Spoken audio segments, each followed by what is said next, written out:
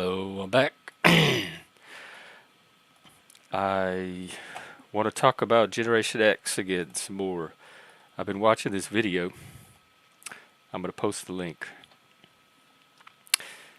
I guess there's a TikTok trend, or it was. This is from May, where the Zoomers are venting about the Gen Xers, just like the Millennials did about the Boomers. So now it's our turn. And most of it pretty much matches what I know about. He goes over different TikTokers from Gen Xers responding to these Zoomers, giving their accounts and wisdom of what it was like to be Gen X. And it's everything I've been saying on the stream, but a couple of interesting things stood out to me. One is that there's one guy in the video that says we didn't do anything. Like we were supposed to do something to make it better for the next generation. And I mean, at Gen X we never believed that about ourselves. So that's something that they're putting on us. But we did that through family, through raising, like that's how you passed on to the next generation. We didn't need to do it societally. Um, I forgot the other one. It was, I have to go back and watch the video. I wish we could watch it live. Um, but what I want to know from the millennials, that's why I call this an AMA. I want, if we do a panel at all, and I'll put the link in a little bit, I want it to be strictly Gen Xers or maybe some Zoomers. And I want to address whatever the concerns are from these TikTokers or these Zoomers or anything. Like, I probably shouldn't take any of them seriously, but this is my attempt to. What did you need from us? What do you need from us as a Gen Xer? Is there anything we can do to help your generation? Either help understand something, um, maybe help you with your goal, whatever you're trying to do with your generation. This stream is for you. It is for Zoomers and Millennials to get their answers from a Gen Xer or a couple of Gen Xers if people want to come on. But I want to try to keep this panel topic focused, at least for an hour or so. Because I'm really, they call it poking the bear. We were like the mean generation. We're the generation that will hurt your feelings. We don't care about feelings. We didn't grow up in safe spaces. We grew up in the real world, etc., etc. They call us the last feral generation, the lost generation, all of that. I would say that one thing we did is we learned how to be lost in healthy ways, and we learned how to develop resiliency and inner qualities. And so if we didn't do anything obvious that you could see societal wise, we certainly have all of that we can pass on to you.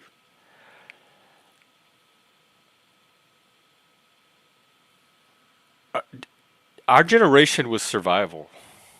It was like the Mad Max generation.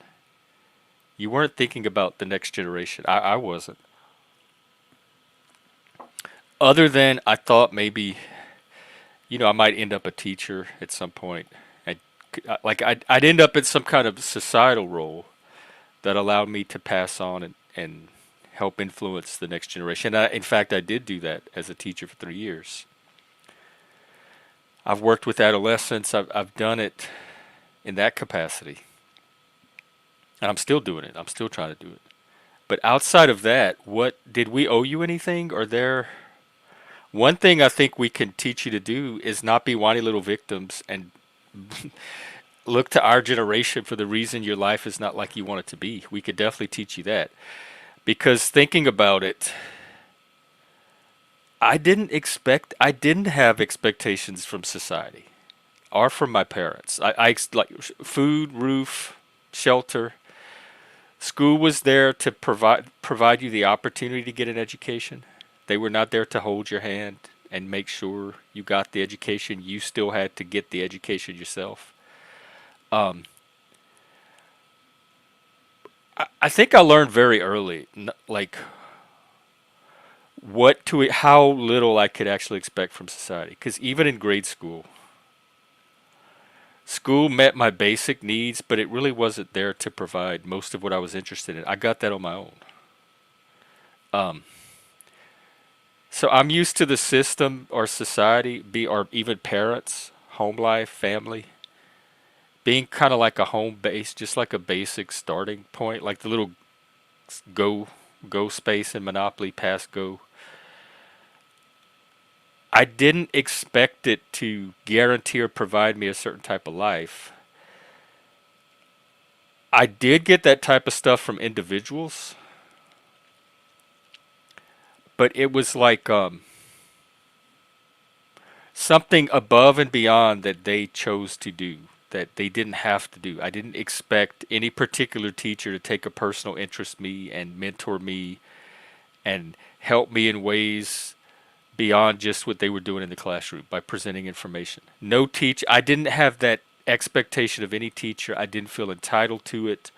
But the teachers that did it definitely helped and gave me something beyond just what I expected from the system. But all of that was like, in Cajun we call it lanyap. It means a little something extra. Like like if you get a dozen rolls at the bakery, they might throw in a extra roll, like a baker's dozen, and we call it lanyap. It's something merchants do to kind of customer loyalty and stuff like that. So anything I got, the system met the basic needs that I expected from it, which were not much to begin with. It definitely did not meet my educational needs. But you know what I did? Instead of whining about it, because there was no really one to whine to, I just said, okay, well, I'll just educate myself. I don't need to.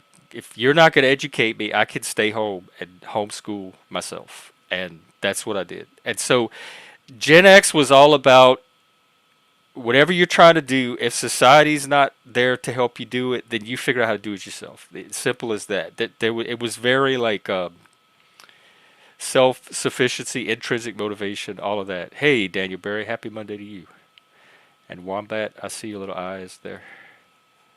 What's up? I'm trying to talk Gen X today because I've been so immersed in it. Like I think that really is the if I'm a peer for anything, I'm a peer for Gen X. Like I can work with Gen Xers, I can address Gen Xers, I can address other generations as a Gen Xer, et cetera, et cetera. I think the Satanism is even part of. I think that's even a Gen X phenomenon. The rock music, the kink, the BDSM, that was all from our generation. It showed up in real life with the clubs. Well, it started in the like so many of these things. You can see the seeds in future generations, but then each generation is the one that comes along and nurtures and actually brings the seeds to fruit. And we definitely did that with things like leather bars, leather clubs, BDSM clubs, and then it showed up in art, music, and at-risk boomer. I think all Gen Xers are now because we are the boomers of the Zoomers. We're their version of the boomer. They're gonna see us as their boomer. We're like the establishment. That's what boomers really are. In the '60s, it was the establishment, was the adults. And I was watching one of these movies. I think it was River's Edge, maybe one of those youth movies. And one of the kids said something about. I think it was a girl that. It was the girl and the teacher. Like she kind of took the time to form this relationship with the teacher and kind of talk to him and get to know him. And she was telling one of the kids about it. He's like, you actually trusted an adult, or you think you can trust an adult or take them seriously, something like that. And so anything over the age of 30 was seen as the establishment and not to be trusted. And then the boomers became that for the millennials. They became the establishment, the adult world. Because when the millennials look at it, they see it as a world that was created by the adults of that generation. But they don't realize that those adults grew up in a world that was also created by the ones before them. So it wasn't all that generation. And then we are now becoming the establishment, the Gen X establishment. And if that's true, y'all are in for a lot of fun. There's going to be some risk to manage, but the I think that's what Gen X was about. It was about risk management. Like we were not afraid of risk because risk management, as Joe will tell you, is not only about like looking out for potential loss, but knowing when to take risk and taking smart risk. And so we were a much riskier generation, but the payoff was we got more fun, we got more conflict resolution skills, we got more like real life know how and grit. So every time we took the risk at the expense of safetyism, there was a payoff for that risk. And we have all of those payoffs that we can pass on to you guys because you guys are not going to take those risks anymore. That's over. So we took all the risk for you to benefit from. So that's what you can learn from us. Because it's a great concept. Even Howard Marks, when he introduced it, it was applicable. I saw right away it was applicable to way more than just finance. Um, that's kind of what I've been exploring these last few weeks, and with the film festival I did this weekend, the like the thing that stands out the most. There's several things, but we're living in the same world. Let's say post nihilism, I guess. Nihilistic post whatever. Our reaction to it is completely different. Like we are not it is we don't we're not internalizing any of it. It is not determining our inner state. We are not passively helplessly open to it as an influence. We're like, okay, the world sucks, but we still have all of this. We still have our ability to create our own culture. And as long as you have that, self-empowerment, self-determination, intrinsic motivation, that everything that I do in my peer work, everything that drew me to Satanism, those are all Gen X values. And like nature nurture, I think that was our nurture. And I think it was a very unique nurture in history. And so our physical bodies probably are more or less the same in our genetics. What the difference is with us is our nurture. And I want to make the point, I don't know if I want to get into this now, it's kind of a rabbit hole, but I want to make the brief point that I've been watching these movies and I watched some, they have a documentary called 1991, The Year Punk Broke. It's Sonic Youth's tour with Nirvana and some of the other bands about that time, Dinosaur Jr., etc. And it shows them on tour, clowning. It's like Gen Xers clowning around. And things like Slacker. We were not unhappy people. You can watch us in these videos. We're talking about how much the world sucks because that's what leftist kids did. But we were enjoying our life. We were laughing with each other. We were joking. We were having fun. We were being silly. We were clowning around, etc.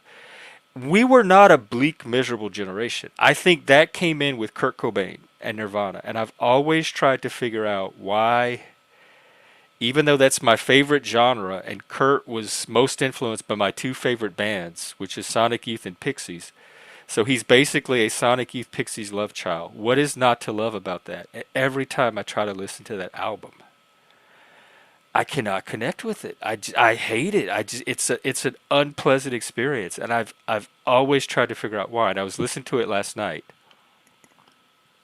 and it hit me. It hit me. There's several phases of Gen X and Gen X culture, and the Sonic Youth, Pixies, Dinosaur Jr., Slacker phase. That was an artistic movement. That was an intellectual. These were all middle class or urban intellectual kids. They had art school backgrounds, college educated backgrounds. It was irony. We were creating an artistic world to kind of explore the themes that felt important to us at the time. Well, Nirvana is their little baby love child, their little Gen X love child. But Sonic Youth, um, and and Sonic Youth kind of nurtured them along with Dinosaur Jr. but Pixies influenced them musically as much as Sonic Youth because Nirvana was just grunge. It was the Seattle sound, the Seattle grunge scene. Sonic Youth and the Pixies is what, like, that influence is what allowed Kurt to elevate it into something else. But what Kurt Cobain did, what hit never Nirvana was, he was a working class dude. He wasn't this urban intellectual or this art school intellectual, whatever.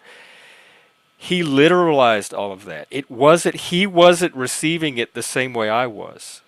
And so for him it was a pain cry. It was an expression of the depression and angst, and he was hearing something in it that the people that were participating in that first phase culture were not really, that's not what the culture was to us. And so Kurt Cobain was taking my subculture and experiencing it in a completely different way and applying it to his miserable, depressed Pacific Northwest life, which you can see in Drugstore Cowboy very vividly. If vivid is the word for something that gray and colorless.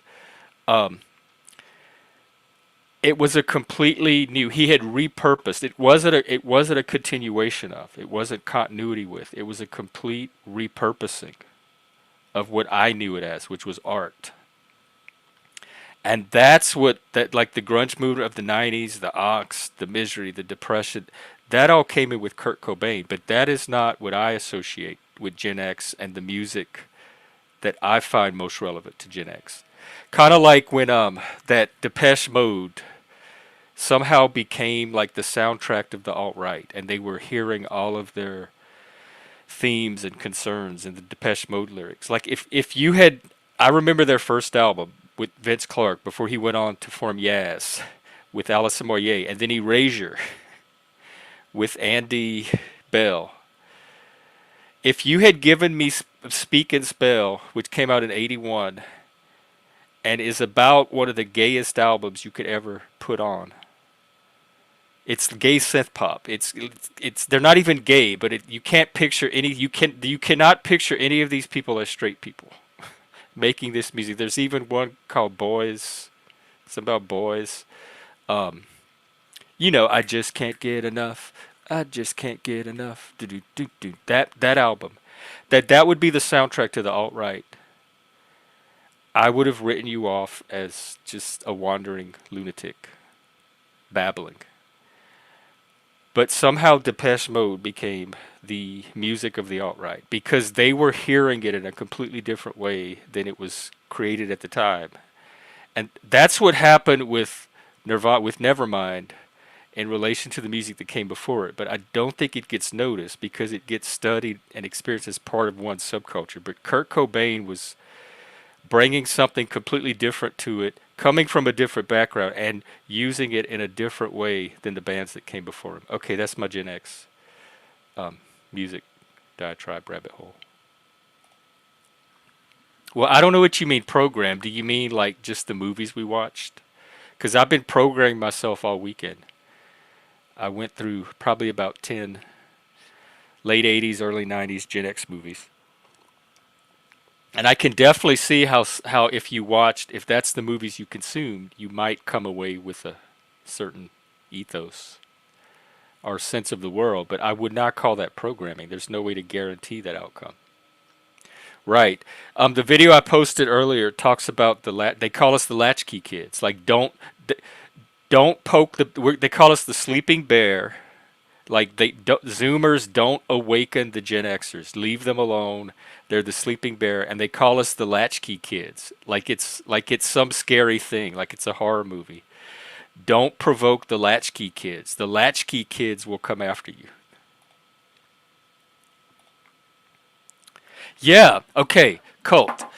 I can kind of agree with you here. Only if we could see that the programming was an artistic programming. It was done through movies. It was done through it was individual artists putting forth it wasn't a coordinated attempt to like all make the masses of youth think a particular way. It emerged through our art as an artistic phenomenon. The torture. Oh yeah, they were there because I'll tell you where the culture comes from, and in fact, Sonic Youth themselves originated from this culture, as did Swans, another band that Kurt admired. Was the late '70s, early '80s punk scene, particularly in New York, which eventually became, or the no wave scene spun off of it, and that was very, very post societal collapse. In fact, I've played this before, but I think it's perfect to play again. It is my favorite artist, musician, Glenn Branca.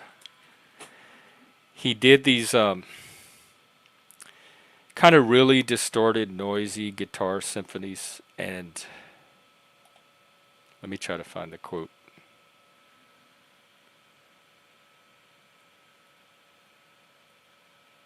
All right, hang on.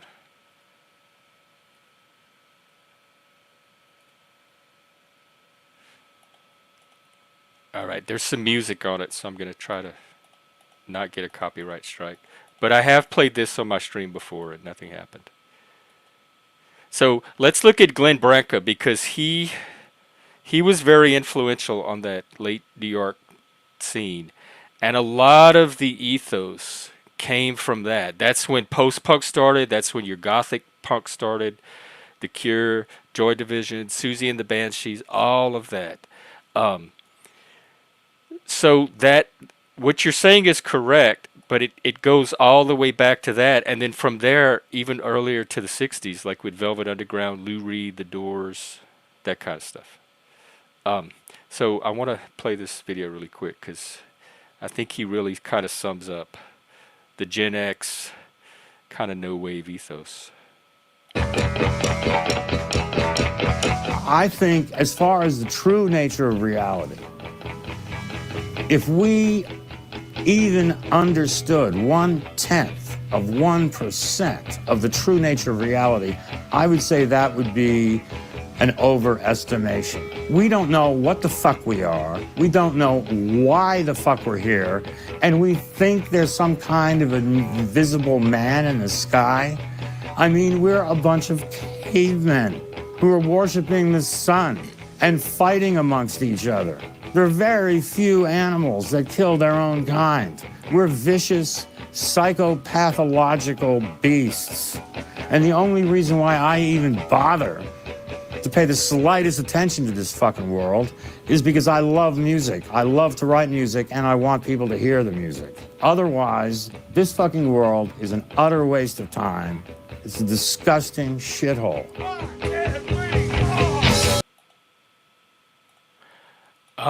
I don't think I have anything else to say, actually. I think he pretty much summed up everything else I can milk out of Gen X in that one little interview. Oh, cool. Plasma, good to see you. Um, all right, I'm going to try to get all the comments here. Gary, good to see you. I haven't seen you in a while. Yes, yes, and that's another. You make another great point, Colt. That what's his face? Bret Easton Ellis aesthetic too. Less than zero. What's the other one? Not Reality Bites. Yes, we had those movies too. I completely forgot about those. In fact, maybe that's the next one to watch. And I know Requiem for a Dream that was based on a Herbert Selby novel, and he was kind of like the Herbert Selby of the '80s. 1987. It came out after River's Edge. I think I will watch this today. Um, but then there was some other movie similar. Oh no, I wasn't. Is that the mom? I did not. I was not aware. It wasn't. I don't know. I'll have to understand what you mean by programming. I don't believe people are as easily engineered as you believe. It's certainly not Generation X. Like, do you think The Cure was a psyop? The government was paying Robert Smith to write bleak, depressing love songs about like relationships that he probably actually did go through and had to draw on and then that was to get kids to see the world darker than it actually was, to like what weaken them so that they give up and despair. That's so conspiracy brain to me. Why wasn't he just a cool artist that made good music? That seems like the easier explanation. And that a lot of people related to it because he was talking about relatable things, which is what artists do. Yeah, you're right. But they've been gender bendering since, again, Andy Warhol, David Bowie, glam rock. It's culture. Like the '60s laid the foundation. They seem to come at the end of the decades. You had late '60s, early '70s. Then you had late '70s, early '80s. Then you had late '80s, early '90s. And then you had, there wasn't really anything at the end of the '90s. You get some of that post rock, Godspeed You Black Emperor, Sigur Rós, Mogwai, that kind of symphonic darkness and despair. But I don't think any really vital rock movement. I think that ended with Nirvana probably. But you get September 11th. So that happens in the late '90s, early 2000. And of course, we get the digital world we're living in now. So you have '60s, '70s, '80s. You have those three cultural points that are kind of like iterations, our next phases, our next waves of each other. So if you look at those three, you pretty much have everything you need to understand the counterculture of my generation and probably the following. Hey, Untrackable, happy birthday to you too. Oh, by the way, I don't think I put the link. Let me take care of that. I accidentally trapped everyone in a monologue the other day. Maybe my shadow is secretly at work. All right, the stream should be up now. Right. It does not mean that some kind of complex government CIA programming did not happen. But I look at probability and possibility, and I put that in the possibility category, but not probability. So I don't, I deprioritize that. If it's in the possibility category, I spend less mental energy on it. Oh yeah, the Crash Dummies. I do remember them. What was their famous song? It, Hang on. you remember it? It was That one. I called it but yeah. there was this boy who I don't know all the words, but that's how it went. And it was like just these three crazy stories mashed into a song. And then the chorus is Yes, Tavistock, absolutely, yes. The remember that here I'll put it again today. That critical therapy antidote alternative mental health organization that I posted. Um, they do a lot of, like, some of the therapists there do a lot of work on like some of the gender organizations like GenSpec, and I'm trying to think of the other one, kind of spun off of, or at least met each other through CTA. And so CTA has a lot of gender related stuff, and some of them have written about the Tavistock. And I think there was even a guy from the Tavistock that got interviewed on one of the podcasts. Yeah, I yeah. cult. You really are the cult of culture because you are spot on all of this. That is, I can independently verify through my own living through those times and my own research and retrospective of it that I'm tracking the same thing you are. It all tracks, and the videos that I've been watching are kind of like, I think this is the time where our generation kind of clarifies itself to itself and figures out how that can be of use to the future. What's up, Untrackable? Oh no, man, doing good. Happy Monday. Happy Monday. That was another group, the Happy Mondays. I think they were Manchester. That was a music I mean, geek. it makes I should have sense. worked at a record store. Because there was also a song, and when you talk about songs and their meanings and stuff, there was like was it? I think it was a kind of like a classic rock song. that said something about I hate Mondays, and it was about somebody, a female, who I'm not sure how bad it was, but like she murdered somebody or some people, and when they asked her like why, she said, "I just hate Mondays." Dang. She's But sounds sounds like an excuse. yeah, but the band made you know a good musical presentation where like the story wrote itself. They just made the song out of it. You know what I mean? Like not everything has to be some psychological, mythological, political deep It undertones. They mostly wasn't. literally just read the news in a song. Yeah, and I find that the bands that I like from my generation, I like them less when they got political. I feel like it made their songs it less appealing to me when they threw in the political stuff. Yeah, I think I they guess were I can. better as just artists writing about generic rock stuff. Yeah, I guess I kind of felt that way about Green Day because they were kind of a voice for my my age of the generation. When did Dookie Uh, come out? Let me look. 94. yeah, and have the time of your life. That was so many people's graduation song. Hey, Tommy. Oh yeah, was that Green Day? Yeah, I hope you had the The time time of your of your life. life. That was like the baby punk. Those were all the high school kids after I left high school. That was their punk. And I had my version of punk. So I would look at that and I would recognize it. But it was the same but different. It was like, "Oh yeah, those are the new punks. They're just like us, but they're also a totally new generation." They were like the MTV punks. They got their Yeah, punk through media and television.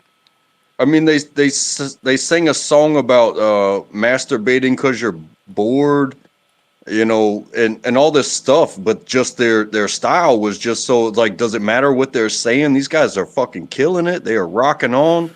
But then they have this ballad that so many people, given almost any serious moment in their life, that should have bring them to tears. Yeah, I had forgotten, but I would throw that in too because Cobain left us in '84, about the same time that album came out. So you could even put that album as the end of alternative rock. Like Nirvana probably began it as a mass movement and not just a minor artistic subculture. And then Green Day probably was at the other end of it. So those few years, those 3 years or so. Yeah, good music all the way around. Sucks what happens to some people, Yeah. because it sucks what happened to Kurt Cobain. People are going to conspiracize or whatever, but the man's dead. I also think it kind of sucks with Green Day because they were the voice of teens in that era when they were brand new and coming to the people. But, they decided to get political when they grew up and were just singing songs for money. You know what I'm saying? Yeah, because I think they have a platform and they use it. But some of that grew, like they always had the straight edge movement and they had those the sharps, the skinheads against. Because I remember in the '80s, the big battle on the left and right was the skinheads versus the sharps and the straight edge people that were also skinhead but anti-racist skinheads. And so those two groups were as extreme as they got, and those were the ones fighting each other. And now it's like Antifa and the alt Yeah. right, and so we still have like what are we like 2 or 3 generations now Well, after the original just in skinheads. the way that you just said that, like I would bring up Henry Rollins. Like he was Yeah, a scream punk. What was it? Black Flag. I he was yeah 1981 damaged was when he joined. And he was no drugs, no alcohol, tattoos everywhere. But he was, even though he shaved his head, like he wasn't a projection of white supremacy. He was a projection of, if you live a clean life and scream it out loud, like He maybe we can make a difference. he was very liberal. He was like a liberal male. He was pro gay, pro civil rights, like anti-capitalism, all that stuff. He was like the, because when I say a lot of this music came out of the left, he's a great example. These were all leftists that were doing this music. Yeah. But it doesn't come off like your traditional thing that you think about liberal music, where it's just like two chords on a guitar and everybody holding hands. This dude is like screaming into a microphone Yeah, it's and it's some of cutting the off his best shit. rock ever made. Like these, Yeah. like politically, I'm probably completely opposite. I was watching some Thurston Moore footage. He's like my rock god, my idol. And politically, he's pretty much a woke progressive. Like we would fight. If he came on this stream on a panel, we would fight and argue. But my God, does his music ravage my soul? Like his music speaks to my soul more deeply than any other artist. But politically, we could not be more opposite. Yeah. And I get it. And us as people, like, even with our differences politically, it doesn't mean we can't still like be human to each other. I know, and I think music taught us, like that's another thing about Gen X. We were the last music generation where music was more than just something you stream on Spotify. It was an actual culture. It was a lifestyle. And music does that. It transcends the differences and the languages and everything that stands in the way of the music. Yep.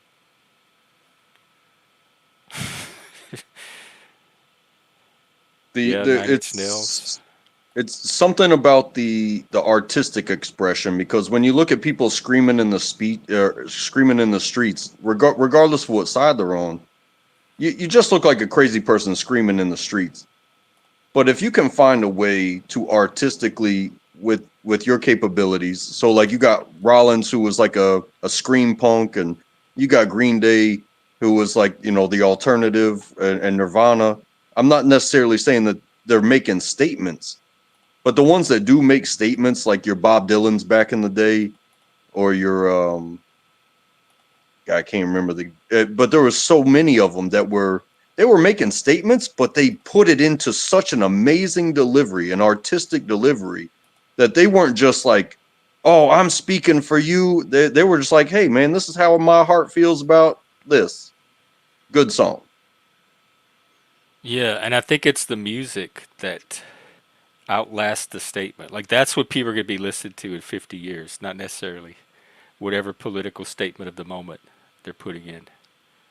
Yeah, And that's why the and music is that was kind of the key. Like I guess whatever Zoomers, whatever you're miserable over or something, find your version of whatever your version of music is. If it's video games, if it's there's got to be like some art form that's drawing your culture, your generation together. Maybe. I hope there is. If not, find one, start one. yeah, so many times we were tasked with some projection of hardship in front of us, and they would prepare us with videos and inspiration and speeches and all this stuff, but the music that they used was like AC/DC for those about to rock, to kind of get us pumped. But then when we were done, they would play the Ozzy song, "Mama, I'm coming home." You know what I mean? They would help it, regardless of how the songs were created. You find the right moment where it just makes sense to put that that mind frame into somebody, like, "Hey, you're done. You're going home to somebody, and the hardship is can be considered over." But they inspire your emotions with the music that's been around for 30, 40 years, if not longer.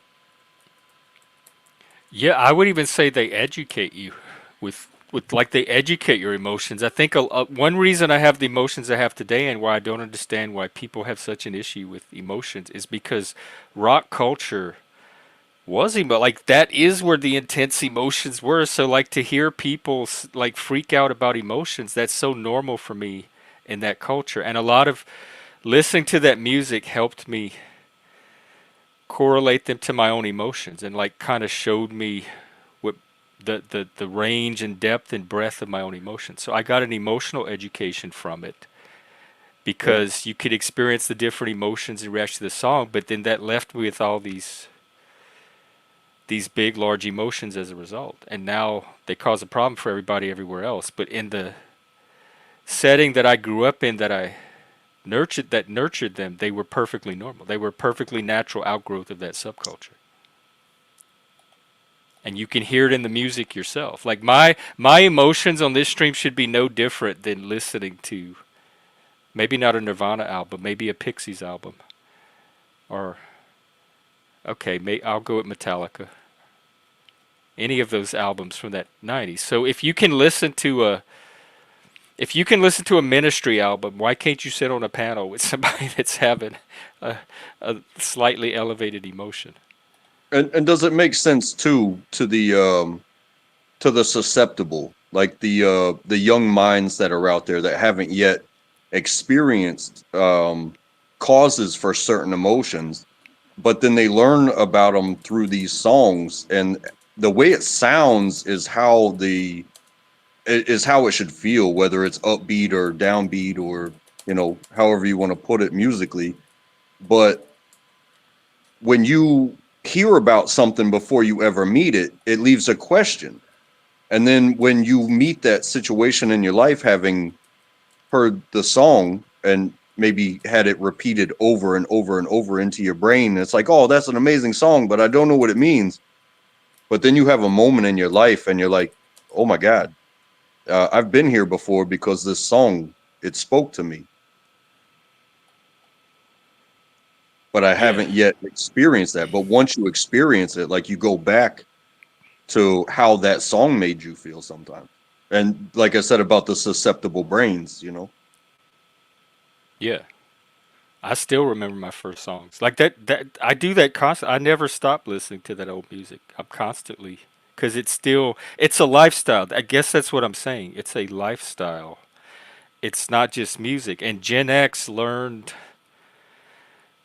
to have their own lifestyle. Like we created our own styles of living, our own lifestyles in this dark, bleak universe that millennials can't seem to do and want rescuing from. Um, Joe, you can't get too in your head about it. You have to think of it culturally and like 60s, 70s, 80s, those little points that I mentioned where the decades start to switch. All of that is part of the Gen X culture, and all the figures from there are Gen X figures, speaking to a Gen X audience or influencing or programming Gen X minds. And I'd say like maybe around Green Day, Kurt Cobain Green Day is where the millennials start to take over the culture. So like mid to late '90s, it's we start to see more of their influence, and that's also where computers and the digital age starts to come in, which is really their world. That's where they're leaving their mark. They are the pioneers of the internet, the first generation to where the internet was their playground, and so they kind of set the culture and tone for that. But everything before that was us, unless you go back to like the '50s and JFK.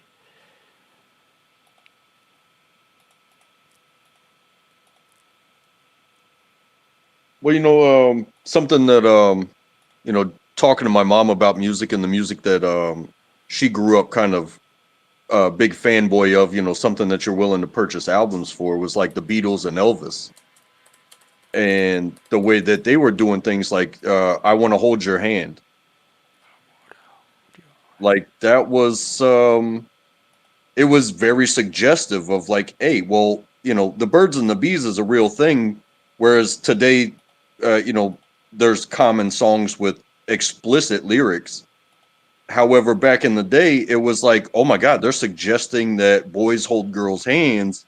Oh, and this is going to cause something, but that's how it's done, and they did it in such a beautiful song that so many people were going nuts because it was like, yes, just all we have to do is hold hands, and we get to, we're going to be doing grown up stuff that the song doesn't talk about. You know what I mean? It's okay. Such innocent times, and now they have TikTok, OnlyFans, the internet. How innocent holding hands or a song about holding hands is today. Yeah, because It'd be that's where like you can clapping ass cheeks or type twerking. in one letter into a search bar, and eventually you can scroll down into something that you you really didn't think that you would find just by typing in one letter. Oh right.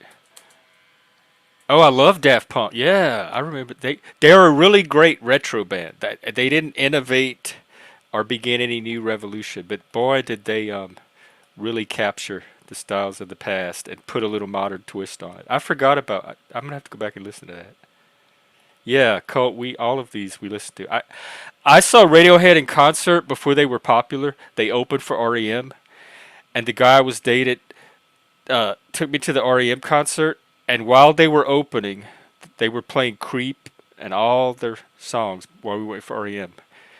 We stood in the back of the audience and we made out and drank while we waited for REM to come on. So Radiohead was playing right there in front of us, and I ignored them the whole time to be with this guy and hang out with this guy. And then when REM came on, then we turned around and paid attention to the concert. And so that was a missed moment of my life. Right. Sounded like it was a happy moment, even though you were missing Well, no, a he got good that iconic that was show. our last date ever because he got so drunk that night that on the way home, and this was in Houston, so it was like city traffic and everything. We had to stop on the interstate. He puked in the car, and he puked all. We had to let him puke on the interstate. The puke got over me. We got back to the hotel. I had to wash all the puke off of me. That was it. That's a date killer. I understand. I Plus, do. he was a pompous little liberal, condescending. He's one of those. He'd be one of these like progressive, condescending, patronizing eggheads. He was a film professor, studied film, taught film theory at the local university. I got you. Um, I think about that a lot because when you listen, I love indie rock. But it's very It's suburban kids making cool, fun music. In fact, it goes more. It like their influence is more Beatles and Kinks than Rolling Stones and that kind of stuff. But it's good music and it's rock music. It just doesn't have that edge, that darkness. Of Montreal does some good work, but they're not exactly what I would call rock. I think it's still out there, but I think it yes, you're right. I think that greatly diminished after the mid '90s.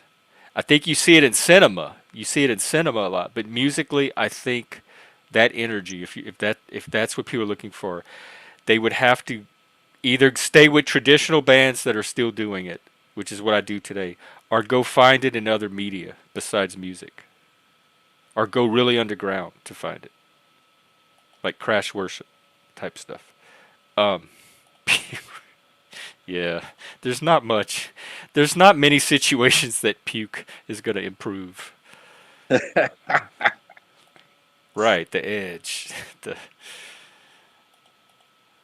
that it was that edge, and that also it was masculinity because I was thinking about this too. I was an '80s pop kid, like Cyndi Lauper, Madonna, Michael Jackson, Wham. You know the '80s pop. Not exactly the most We had Bruce Springsteen and John Mellencamp and stuff, but musically, the transition from '80s pop to '90s rock.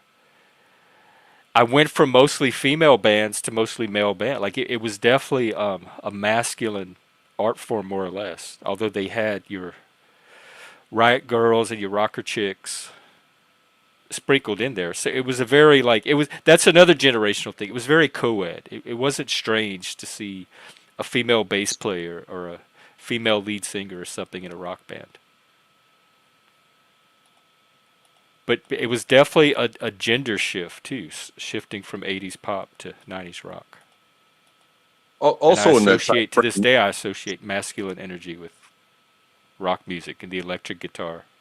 and also in that time frame, I believe you have the Cranberries, and you have the very powerful song of a female vocalist talking about war in her home country, in such a way. Like that's one of those songs that you put it to the right person coinciding with a time in their life, and they will cry for that song.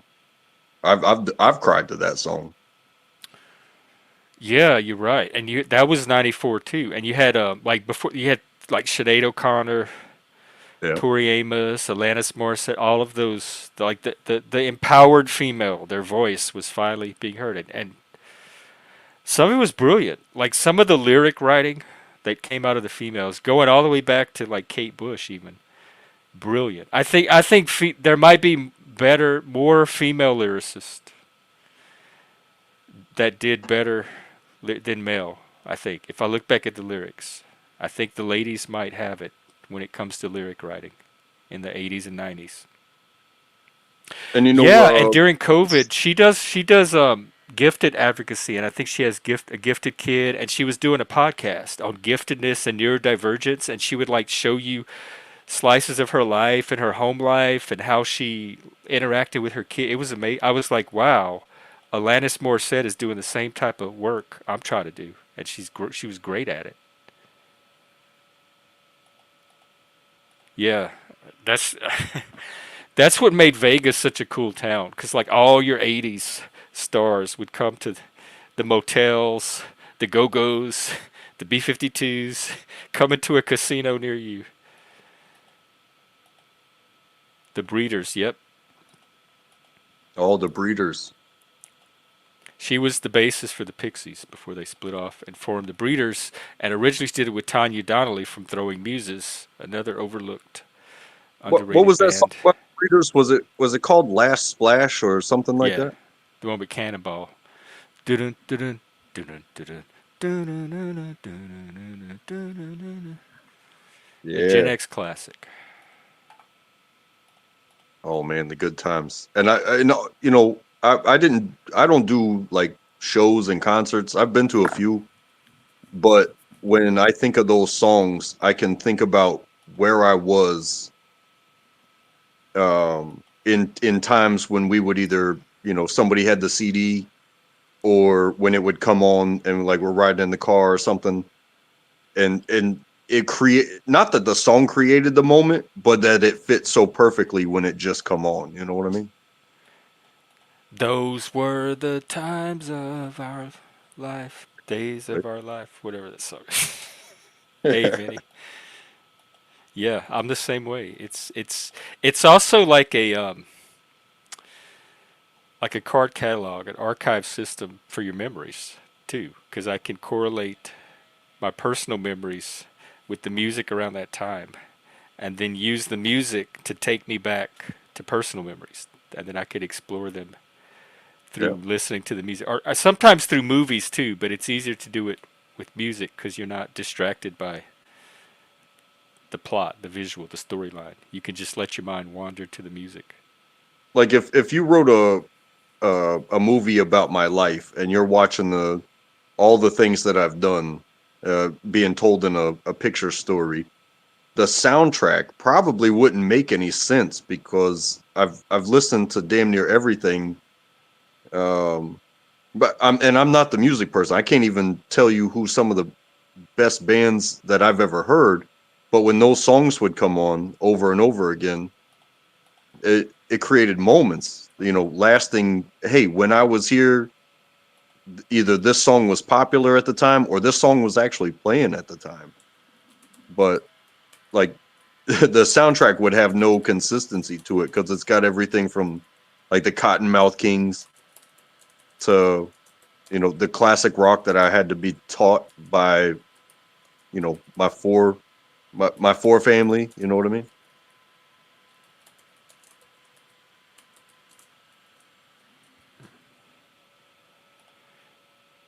Oh, this is interesting. Maybe that's that programming. I used to make up. One of my favorite things to do was to listen to music and make up my own videos to it. I had all these storylines, and because I would watch real videos, and then the songs that didn't have videos, I would make up my own to complete the album. And I love doing. I could spend days making up videos in my head. And when friends came over, we would like act out. We would do music videos, just like get weird outfits and stuff and just pretend like we were making videos. But you're saying after you watch a video, the imagery stays with you, and then maybe that's what people mean by programming, because they watch a TV show or listen to something and then they can't get it out of their head. And me, I can. Some things stay with me and some things don't, and I guess that's good because you want art to stay with you. I guess I was just more in control of what stayed with me or not, because I constantly went back to the things that I wanted. Like the music I like, the movies I like, I was constantly reinforcing that by rewatching and re-listening. And so I could like kind of control which images stayed at the top of my stack and which ones didn't by how much I exposed myself to what.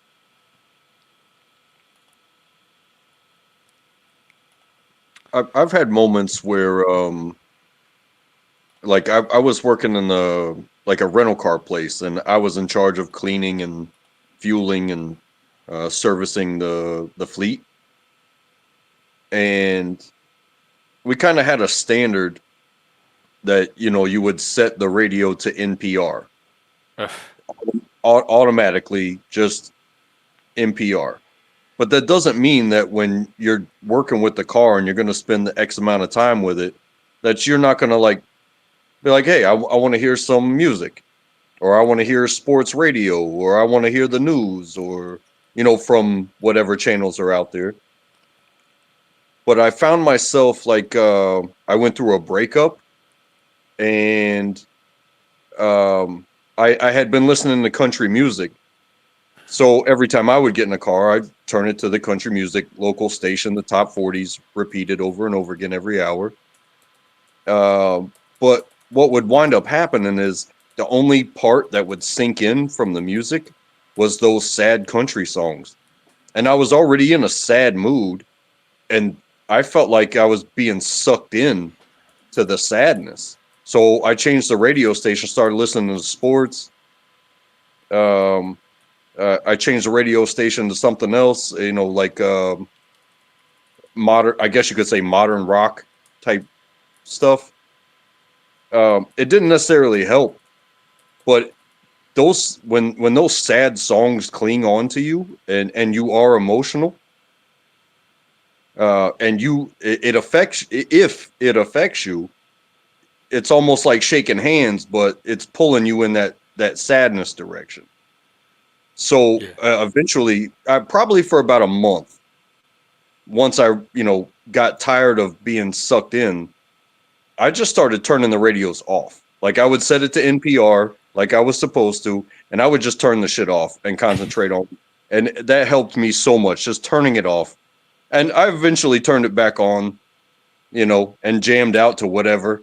Sometimes it was just the station that somebody else had left it on when they turned the car back in. But during that time, like I was in my own head, and those songs were like keeping me in that emotional prison. So eventually I just had to turn the daggone radio off. Because you were like vulnerable to the to, that's how I was too. Uh, Music is so powerful. Like, it's been a cultural force at least since Greece. They had a whole culture built around it called musike, which involved music, dancing, poetry, uh, all kind of stuff. And like before philosophy and everything came along, that's how they're like even Homer and the Iliad and the Odyssey. Those were songs. They were performed. They were passed on orally. And so music was a big part of how culture was created and transmitted. And I think Yeah, there's still certain cultures, like even parts of the United States. I know my culture, the Cajun culture, the rock culture, the Gen X culture. I think those are all forms of that musique or musical culture that uses music as its medium. yep. Oh, And that kind of makes sense. Maybe about what I said, but maybe about other things too. Like maybe if you're not in that state of mind, but you're susceptible of being sucked in, that could be the sirens, like you mentioned in like the Odyssey. They're going to sing a beautiful song, but they're not necessarily leading you in the right direction for where you need to be in your life right now. You know what I mean? You make a great point because if there's one thing that led me anywhere when I was growing up, it was music. Like I would follow. I was always seeking music. It was like almost like a drug, and you had to go find the music then. So I would do things to acquire music or to find music or to get in touch with people that could put me in touch with me. So I was always being led by my passion to hear more music and new music and to find people. So if there was like if I was following anything, if people were guiding me or leading me at all, it was my love for music that was leading. That's what I was navigating by. And the things that were guiding me were the artists, the musicians, and the people that participated in it. Yeah. Yeah, that was instant friendship. I've made so many of my closest friends by just liking the same bands. Like you just meet them and you're instantly friends because you both like The Cure.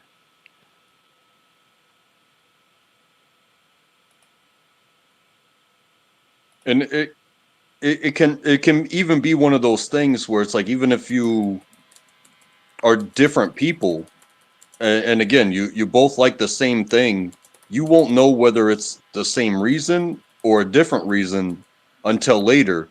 But I've said this theory before, and that is if you do the same thing at the same place at the same time, guess what? You're not the only one, and it's not necessarily guaranteed instant friendship, but clearly you guys live your lives the same way, so there's potential. Because if you do the same thing at the same place at the same time often enough, hey, what we only said one sentence to each other when we met the first time. We had a longer conversation the second time. Oh, hey, you keep coming here at this time and doing this. We have more in common than we can even explain in like one evening. You know what I mean? Yeah. Like if you're drawn to the same music or TV show, there's probably there's probably something. You probably have similarities with other people that are drawn to that same art. I even find that on YouTube, certain people that watch the same channels tend to have things in common and relate to each other and get along because they're drawn to the same channels for similar reasons.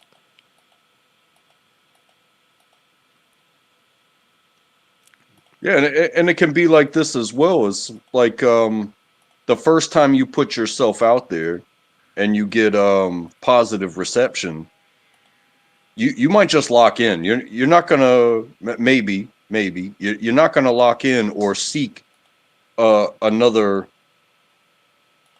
path where you could just as easily fit in the same way.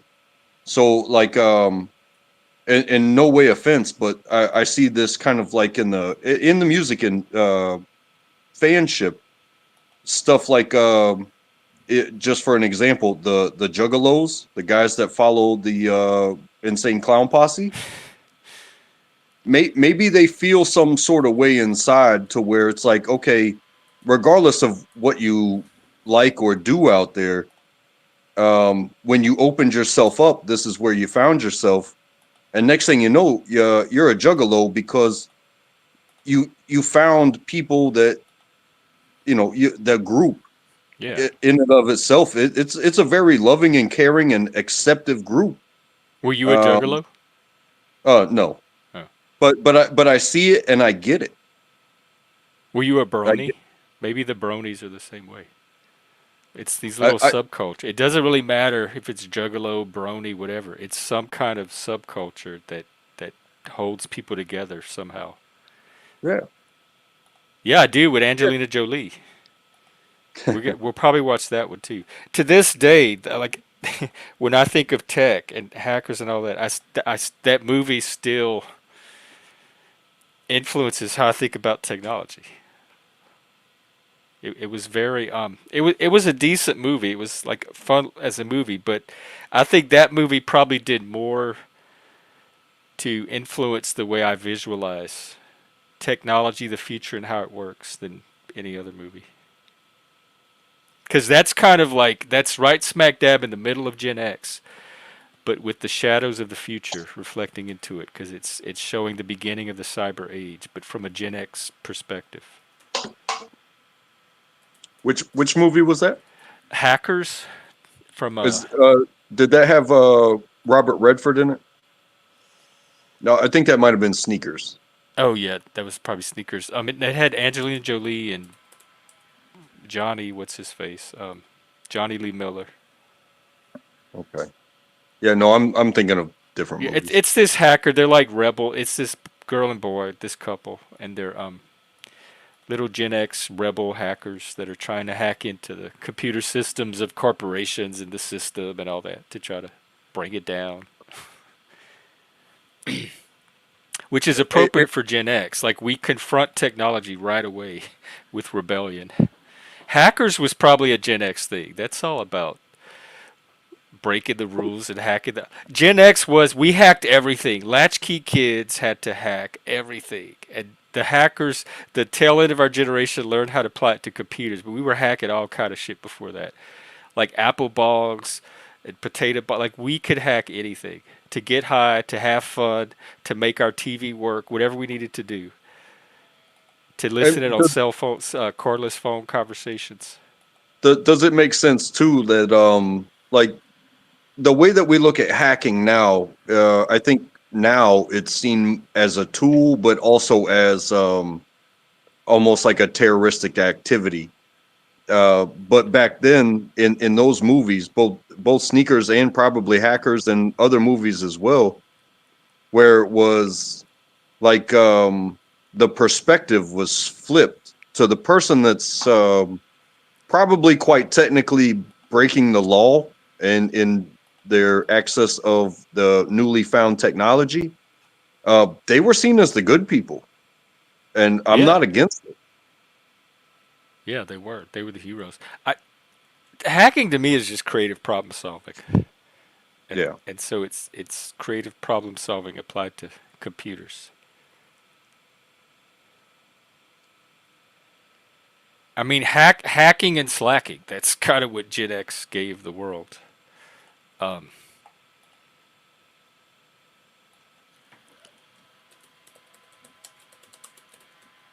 Yeah. put that-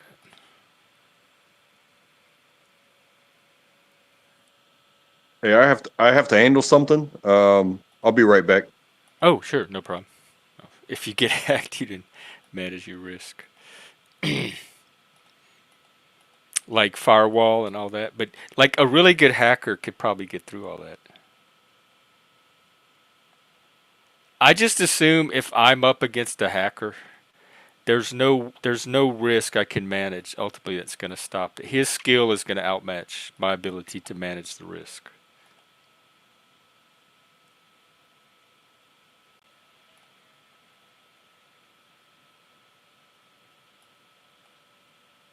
Intuitive.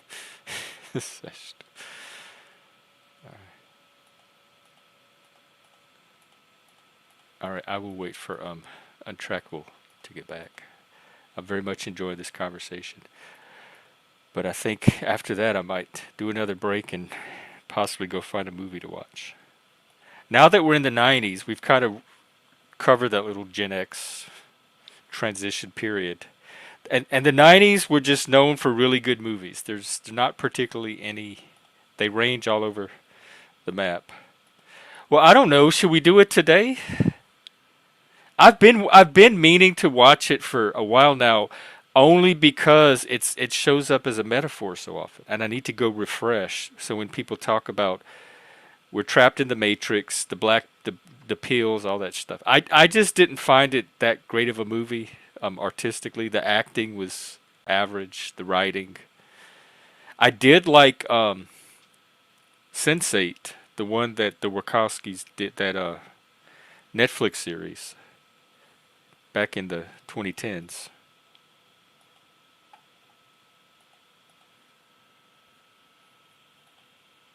I mean, I'd rather watch movies that are relevant than go strictly chronologically. I mean, I've gotten pretty much the foundational Gen X ones out. My impression of The Matrix when I first watched it, other than that it was an okay movie, I remember thinking this is like Plato 101. This is basic intro to philosophy. Like for people that didn't know philosophy or had never cracked a philosophy book, The Matrix would introduce ideas and perspectives that you might encounter in a first year philosophy course. Fatty Fatty, 2 by What's up, 4 What's up? sucker? You forgot about Two Live Crew, bro. Oh yeah, I didn't forget about it, but they did came up. Yeah, um, I remember that. The kids would play it after high school when the bell rang. They'd all go to their cars, and the guys would start pumping their Two Live Crew. You know this, man. Hey, we want some pussy. Hey, give us some pussy. Yep. Don't forget the funky guys like Red Hot Chili Peppers and Primus. Oh yeah. They brought in like who was There the were band so I was many just thinking about? sub-styles. Incubus.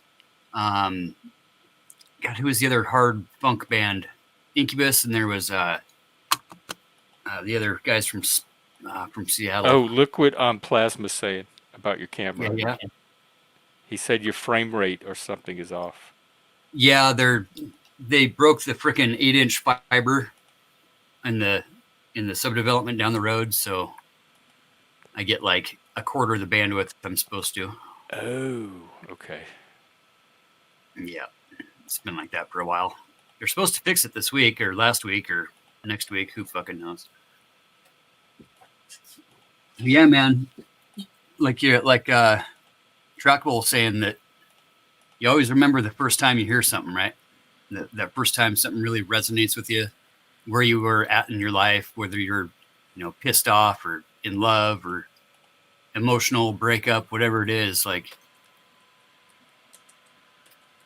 something about music. That's why it's always been used in religions since the dawn of time. Most of the ancient architecture that we can find around the world is based around acoustics and how things resonate and how things vibrate. And it's extremely influential. Oh, like the sacred geometry. Yeah. And even just the way, like, the way churches are built and the way the old synagogues and even the old the caves, but like the grottos and shit were all laid out in certain ways where you could whisper in one area and hear it throughout the whole entire venue type of thing. Oh, right. Like even before technology, they were Right. using the natural landscape and exploring the technological potential of nature. Is your background a reference to Nirvana?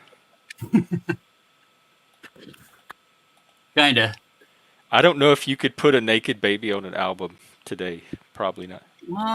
In this day and age.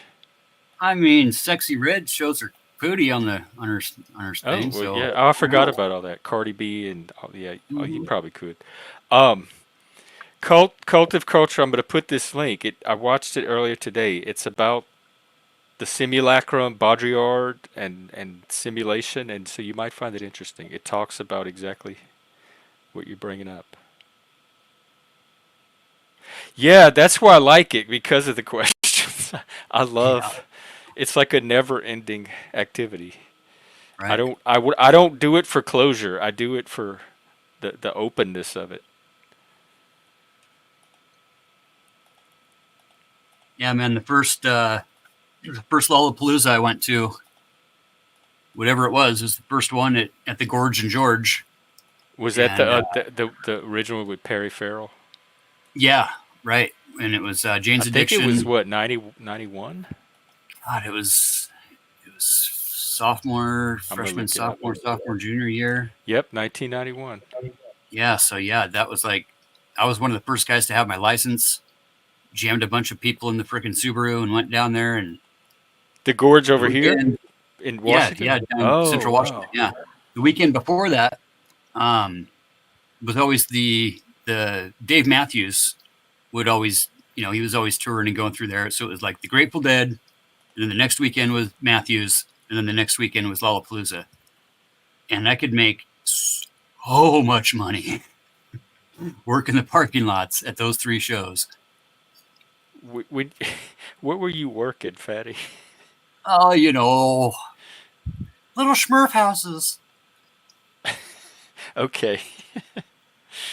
All right. Well, You cool. go down Yeah, to you go down to that's Eugene and get a freaking garbage bag of mushrooms for like $50-$60.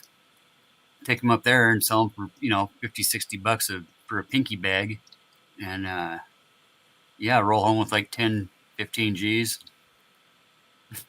10 or 15 G's. Oh yeah, dude, nitrous was the shit. You could make so much money off a nitrous tank, dude. You could make like $5,000 off of one nitrous tank, and your only investment is like $5 worth of balloons. Wow. That was way back in the 90s. Oh, dude, like the big, I like definitely the big feel like balloons that have the rubber band on it. That you use the rubber band to bang the balloon back and forth on your fist, like the big medical grade balloons. Dude, you could get fucking $50 for a balloon, or trade out for burritos, or I feel like such an underachiever. Oh, dude, yeah. The Beastie Boys, I think, were probably just as influential to the hip hop game and Fight for your right to party. That is a Gen X anthem. Yeah, And that's what the kids don't do anymore. They've let the adults take their right to party away at a very early age. And I mean, my favorite Gen X moment, straight up, is maybe more of a metal moment, really. But when John Denver, Dee Snider, and Frank Zappa testified before the MRPM, the PMRC. The PMRC hearings, yep. Dude, I mean, watching Dee Snider walk in his jean jacket and his long hair and pull out a crumpled up piece of paper out of his freaking pocket and rip those fuckers a new one was probably one of the best moments, I think, in rock history. And Zappa didn't let out. And John freaking Denver, right? Of the fabulous threesome that you could find in all of music, those three together, find in front of Congress saying "fuck you." And ironically, that was one of the more. I think you're right. And when Mr. Rogers testified, and that was late '85, and Gen X culture started the year later. Like after that, that hearing, I think, started the new turn in our youth culture. Because I remember the PMRC thing, and they overreached, and some of it was a reaction to that. That's when we started to realize that that was oppression, and we had to fight against it in our own way. Yeah, I think I think that was unheard of. So when Rage came on the scene, Rage completely busted open. They kicked down the door for the angst, for the when they came for our music, that's when the music changed. We said we'll give nobody you else really gave her for. I think when they started putting adult ratings on things, that is as simple as music. That things that are played on the radio, but if you want to own it, you have to meet the government requirements of age to purchase said music or movie or video game. I think when they started doing that, people stopped looking at their parents and they're like, "Oh, that's adult," but like, I'm a grown ass man. Like, my mom showed me. She didn't know what she was doing, but she showed me RoboCop when I was like 8 years old. She rented it from Video Town in Ohio, and she walked in during a time where my eyes are glued to the TV. And that's that opening scene when they blast the cop before he becomes RoboCop. And my mom asked herself a question, and she was like, "Well, I got it for him." And she turned around, she walked away. I watched that entire movie, and I was 8 years old. But I could ask my mom questions. Whereas on the other end, it's like, I've been in the kind of the same situation as well growing up, where it was like I had money in my hand. I had a job, but I wasn't 18. And I go to the game store and it's like, hey, I want this. This brand new stuff. Everybody's on this. Let me get this. And they're like, I need to see your ID. I show them my driver's license. I'm 17 years old. And they're like, I can't sell this to you without. So I had literally drove home in my car, picked up my mom in my car, and my mom said, sell it to him. Nice. That is the beginning of Gen X. I did the same thing. Yeah. I had to go get my mom to buy a Dead Milkman tape, and I called my politician, J. Bennett Johnson. He was a senator, and he called me back, and I told him what I thought about that law. That was my first time getting politically active. That was a huge line for Gen Xers when the Karens came in and started trying to sticker our music. Yep. About the butthole. You see how we are to this day. Like, I mean, I can say something too. Is like listening to rap music. I listened to Nelly growing up, and this guy got a Kids' Choice Award, a Nickelodeon Kids' Choice Award, for a song that said "Let go off in a hoe's mouth." Yep, straight up. Degeneracy. But but the kids that gave him the Kids' Choice Award can't buy the music without the parent supervision.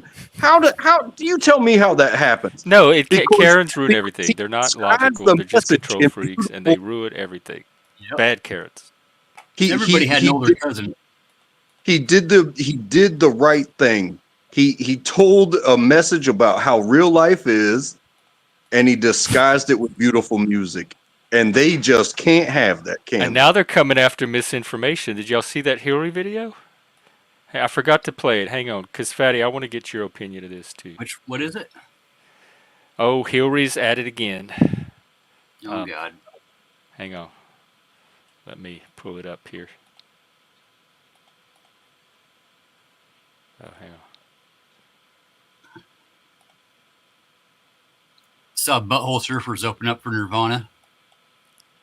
They're coming. This is the PMRC all over again. They're coming after threatening speech that makes their feelings do whatever. Listen to this. There should be a lot of things done. We should be, in my view, repealing something called Section 230, which gave platforms on the internet immunity because they were thought to be just pass-throughs, that they shouldn't be judged for the content that is posted. But we now know that was an overly simple view, that if the platforms, whether it's Facebook or Twitter X or Instagram or TikTok, whatever they are, if they don't moderate and monitor the content, we lose total control. Well, and that's in context to going back to the fairness doctrine is what that's all about. Section 2. Yeah, it's about the intentional. Because I remember there was the controversy of whether platforms were publishers or just platforms. Right. And it's up to their discretion, obviously, that they're a private entity. They have because that's what the Telegram issue was about. Yeah, definitely. Yeah, and Telegram guy. TikTok, and that's. All of that argument centers around the loss and the taking away of the fairness doctrine in the late 80s with the Reagan administration, when Newt and the boys wanted to be able to perpetuate an argumentative fallacy in politics. We have the right to free speech here in America. Yeah, for sure. I don't deny but that. They are wanting to label some speech misinformation and then regulate it, but who gets to determine what? That's like there's no truth commission. There's nobody with the authority to say this is true and this is not true. But they want to take that, to assume that authority anyway. Well, that's what the fairness doctrine was all about, is that the news companies especially, and media in general, should hold themselves accountable and fact check everything and not allow blatant, flat out disinformation, intentional lies, intentional deception to be put out But as news. how do you know a lie is a lie until it's exposed as a lie? That's what I'm saying. There's Well, through no fact way to do that in advance. checking that you check the facts before you put something on a I news mean, they company. do that now. They have community notes. YouTube puts notes on videos. They take Sure. down blatant lie, but they're talking about the subtle stuff that nobody should have any business policing, especially in a nation with the free speech that Well, we and have. that's But you, the hard line. That's but the slippery But do slope. you see That's these people wanting to push that line? Hillary, Walls. I've played so many videos of them all saying the same thing. do, yeah. do you No, understand that I see it. that's do you understand that maybe that's how they played the game as well? Because if you look at the uprise in the political I don't know I don't Right. know if they're pundits or what, but you look at the Tucker Carlsons, you look at the Don Lemons, you look at the Bill O'Reillys, you look at these faces that they put up there, and they aren't being held accountable because it's a opinionated type of dialogue Right. rather than somebody reading what actually happened based on reports. And you see an I mean, uptick in those personalities to the point where the individual personalities have been shoved out, and now you've got the Greg Gutfields that right. have entire panels of people, so he can sit there and make as many jokes as he wants to in towards whatever side that he wants to, and it has to be taken as satire, yet it's on a channel called Fox News. And Right. everybody, they're all doing it because they don't want to be held liable for reporting a story as it has been factually proven, because I they mean, want that deniability with still that opinion that so many people hang on to. it's just like the grifting that's going on today with all of the shit that with the hurricane. And we've got one side saying that FEMA is not helping, that FEMA gave all their money to the immigrants, which are two separate things, right? And basically spreading straight up 100% lies. They know they're lies. They know that it's propaganda. They know that it's nothing more than xenophobic tropes. But it's The taken left's by doing the some same people. thing with systemic Sure, racism and all that stuff. yeah, definitely. I mean, I see the, I try to weigh things on an even scale, and the scale is not even. Both Because sides they're are not doing. people that are going to police Sides that are kind of doing. stuff are not going to police DEI. They're not going to police misinformation like white people are white supremacists, and they're trying to Sure, keep black people, make school harder for black people so that they sure. don't succeed. Like they're not going to police that kind of stuff. And It's that's going where to the be a fairness very doctrine comes into one-sided play. policing. Was that there should be a mandatory at least self check on truth, and reality, and those are subjective things. That everybody's got their own version, but when we you know when we vindicate these folks that have to say legally, they have to say, in my opinion, or in my view, or according to me. That's not news. That's just opinion shit Yeah. that creates the problem that Hillary's talking about. That there is no check and balance between corporations that are monopolized, like the media. All media, both sides are owned by the same people. Like, that it doesn't. The investors in these companies expect a return on their But that's not investment. the only source of information. There's a No, right? thousand sources people can get. We looked at the Hindustan Times the other day, and it gave Yeah, us yeah. great information. So I'm getting most of my news from people Al are in Jazeera, bro. control of where they get their information, and they can shop around and get accurate information. So we're Sure, not but media centralized traditional. What do they call it? Legacy media. We yep, are not bound by it anymore. So people that complain about it can just go find some other source. Like you don't sure, have to sit here and fight it like it's this big right. evil dragon anymore. You can just But ignore it. we're also being told that we shouldn't trust any other media sources except for me, You We don't have shouldn't to trust listen. anything other than me, and people buy into that, right? So when all media is bad, when all information is bad, and the only source of information that is coming to you is from me, and I'm telling you that everything else is bad, and the only thing that's good is Well, from me, what idiot is that, limiting that is a themselves to problem. one source of information? Like all the people that listen to only Alex Jones. I mean, That's not a government or a state problem. That's an individual choice to only get their information from that source. There's do you nothing. How watch? do you solve that problem? You can't force people to consume media they don't No, want to consume. right. Yeah, no, I understand. I know the If dynamic. I'm not. somebody I, only wants to watch Fox News or only wants to watch Alex Jones, they have the right to do that. sure, and that's where the fairness doctrine would come into effect, in that those folks, and this again, in my opinion, just like Hillary said, in my opinion, those folks shouldn't have the platform to be able to disseminate flat out lies like that. For instance, crisis actors were hired, and kids really didn't get shot in these school shootings, and these are all crisis actors to create some narrative because we want to take guns away. It's a bunch of bullshit. Everybody knows it's bullshit, but those folks that are No, every affected, people have the right to make up stories. Like sure, there were sure, consequences, and the legal process got invoked as a result, and so he sure, paid for the eventually. consequences of his speech. But you're telling someone they can't speculate. They can't like they do on here all the time. People, the But lizard that's, people under the earth and all that stuff. I mean, People, speculation is one thing, as though. much as I think Go ahead. it makes people stupid, I'm going to defend people's right to do that. They're not engaging in anything criminal by playing out scenarios in their head and voicing them to other people. Well, I But think it's more than a lot of scenarios, this argument goes even back to, just say George Orwell.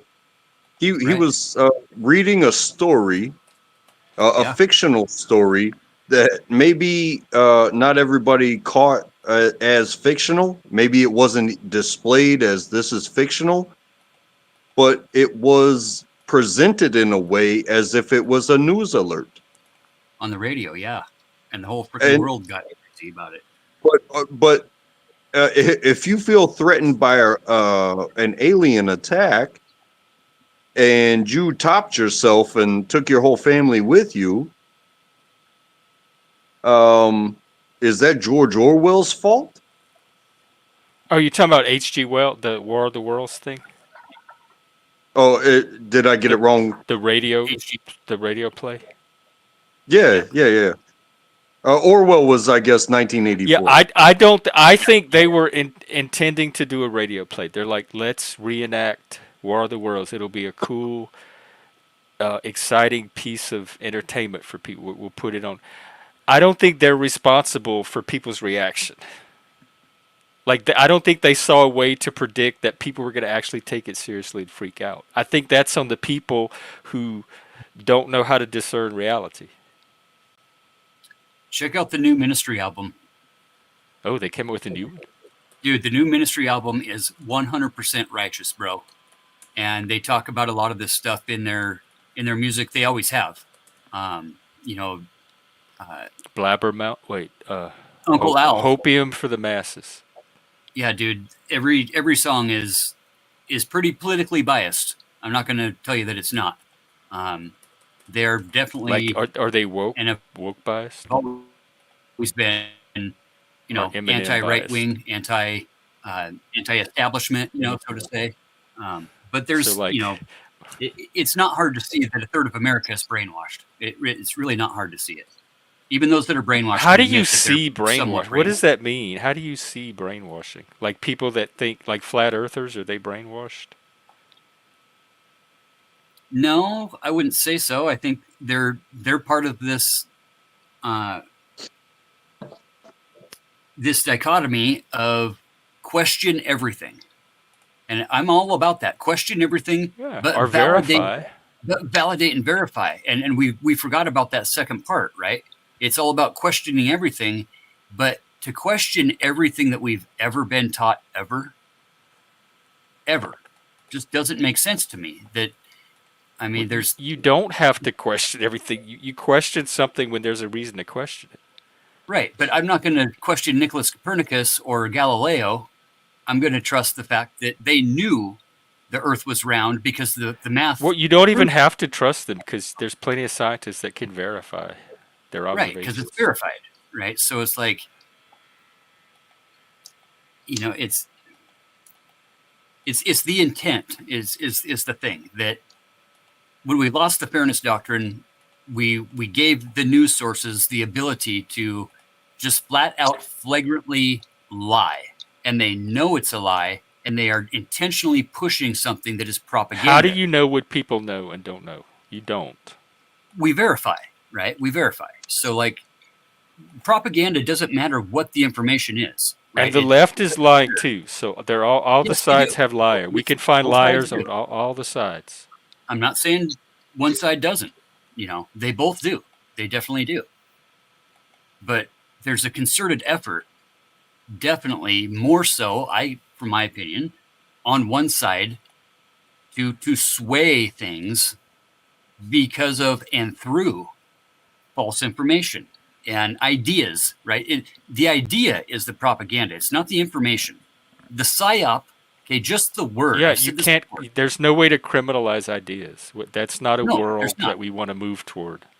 And I don't want to move towards that world at all. I That's just think thought that we crime. need to have more verification of how we treat each other in a, let's say, Judeo-Christian way, right? Where we're actually What does looking that out for the even betterment mean? of each other. Where we're looking out for the betterment of ourselves and our species and our brothers and our, we are our brother's keeper, right? No, I'm That not. we are.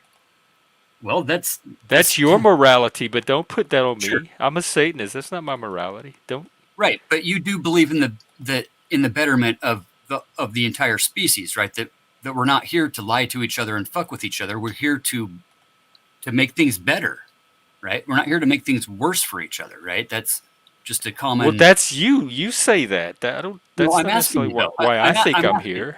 But I'm the asking you. state doesn't need to determine that for people. We can all I- figure I'm that out just. for ourselves. I I'm would just say it asking like you. this. I'm not. I absolutely have to be selfish if I'm going to be useful to you.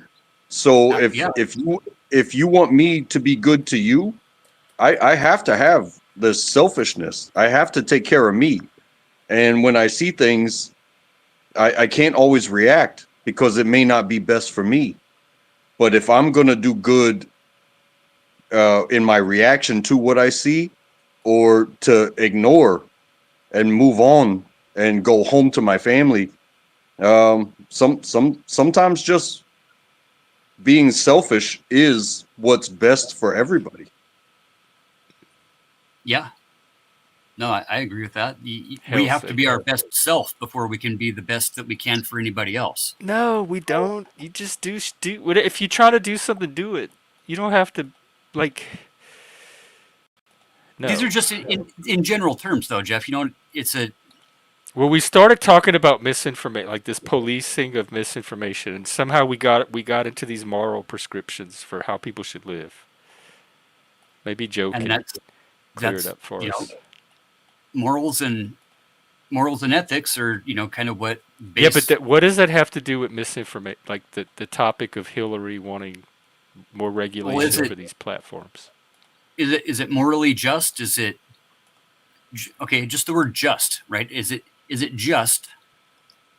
Is it honorable, right? To knowingly give somebody a piece of bad information that I know is false, in order to influence them in a certain way, compared to just being honorable and presenting what we know is a verified truth or a verified Yeah, politicians do that all the time. Yeah, both sides. And salesmen do that all the time. Right? Is that honorable?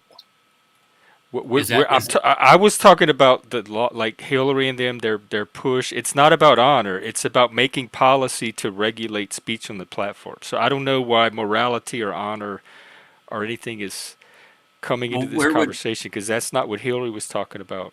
But where would those lines be? She's talking about it from a policy level. If they get power, they need to have policies to enact to regulate this. But where would those policies come from? They would come from they would come morality. from whoever writes them. But I'm sure they would be people on the left. And that would be their morality that influences that writing. right? And their ethics and Right. their I don't code think of it's a honor. good. That's why I'm against it. And I where don't think would there should anybody be any one group of people determining that for everybody else. And here in America, welcome to and it. just a broad question to anybody would be, if you're going to put a restriction on something, where do both sides excuse me, where do both sides come to an agreement in what should be restricted or not? Because if it's going to become a law, you have to win, the Congress, Right. and those lines, they really have to be on both sides, where it's like, okay, clear and evident, was it clear and present danger?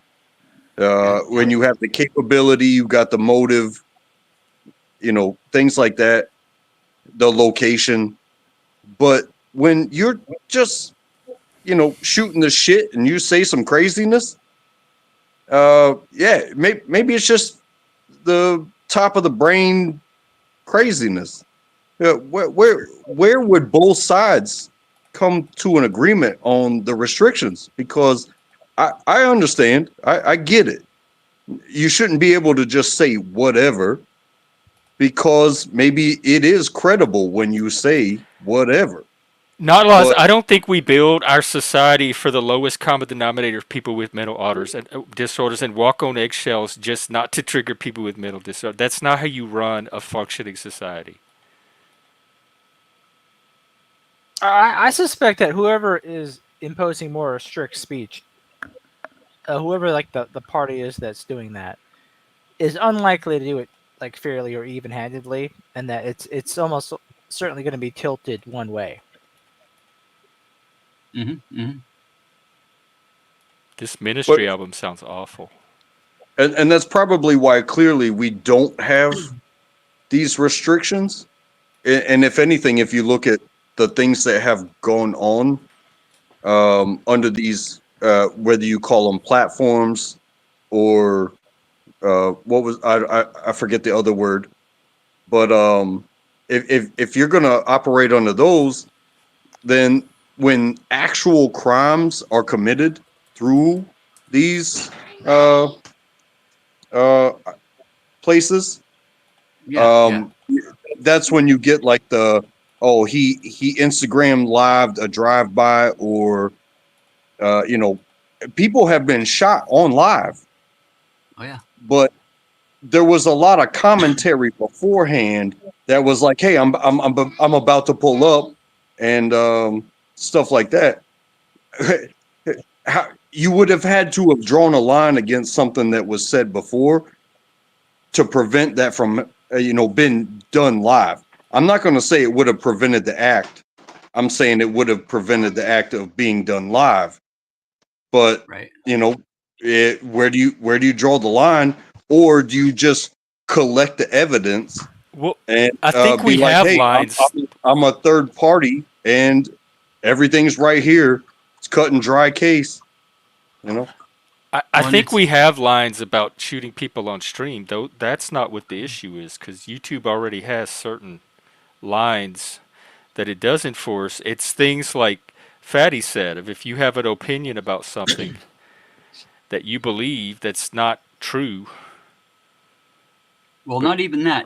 It's more than that, though. I think, Jeff. It's not just the opinion, because really it, it wouldn't be my opinion that something is false is true, right? It's the spreading of the narrative of things that you know are false, that's knowingly doing disinformation, it. and then misinformation is when you don't know that it's false. So there's both.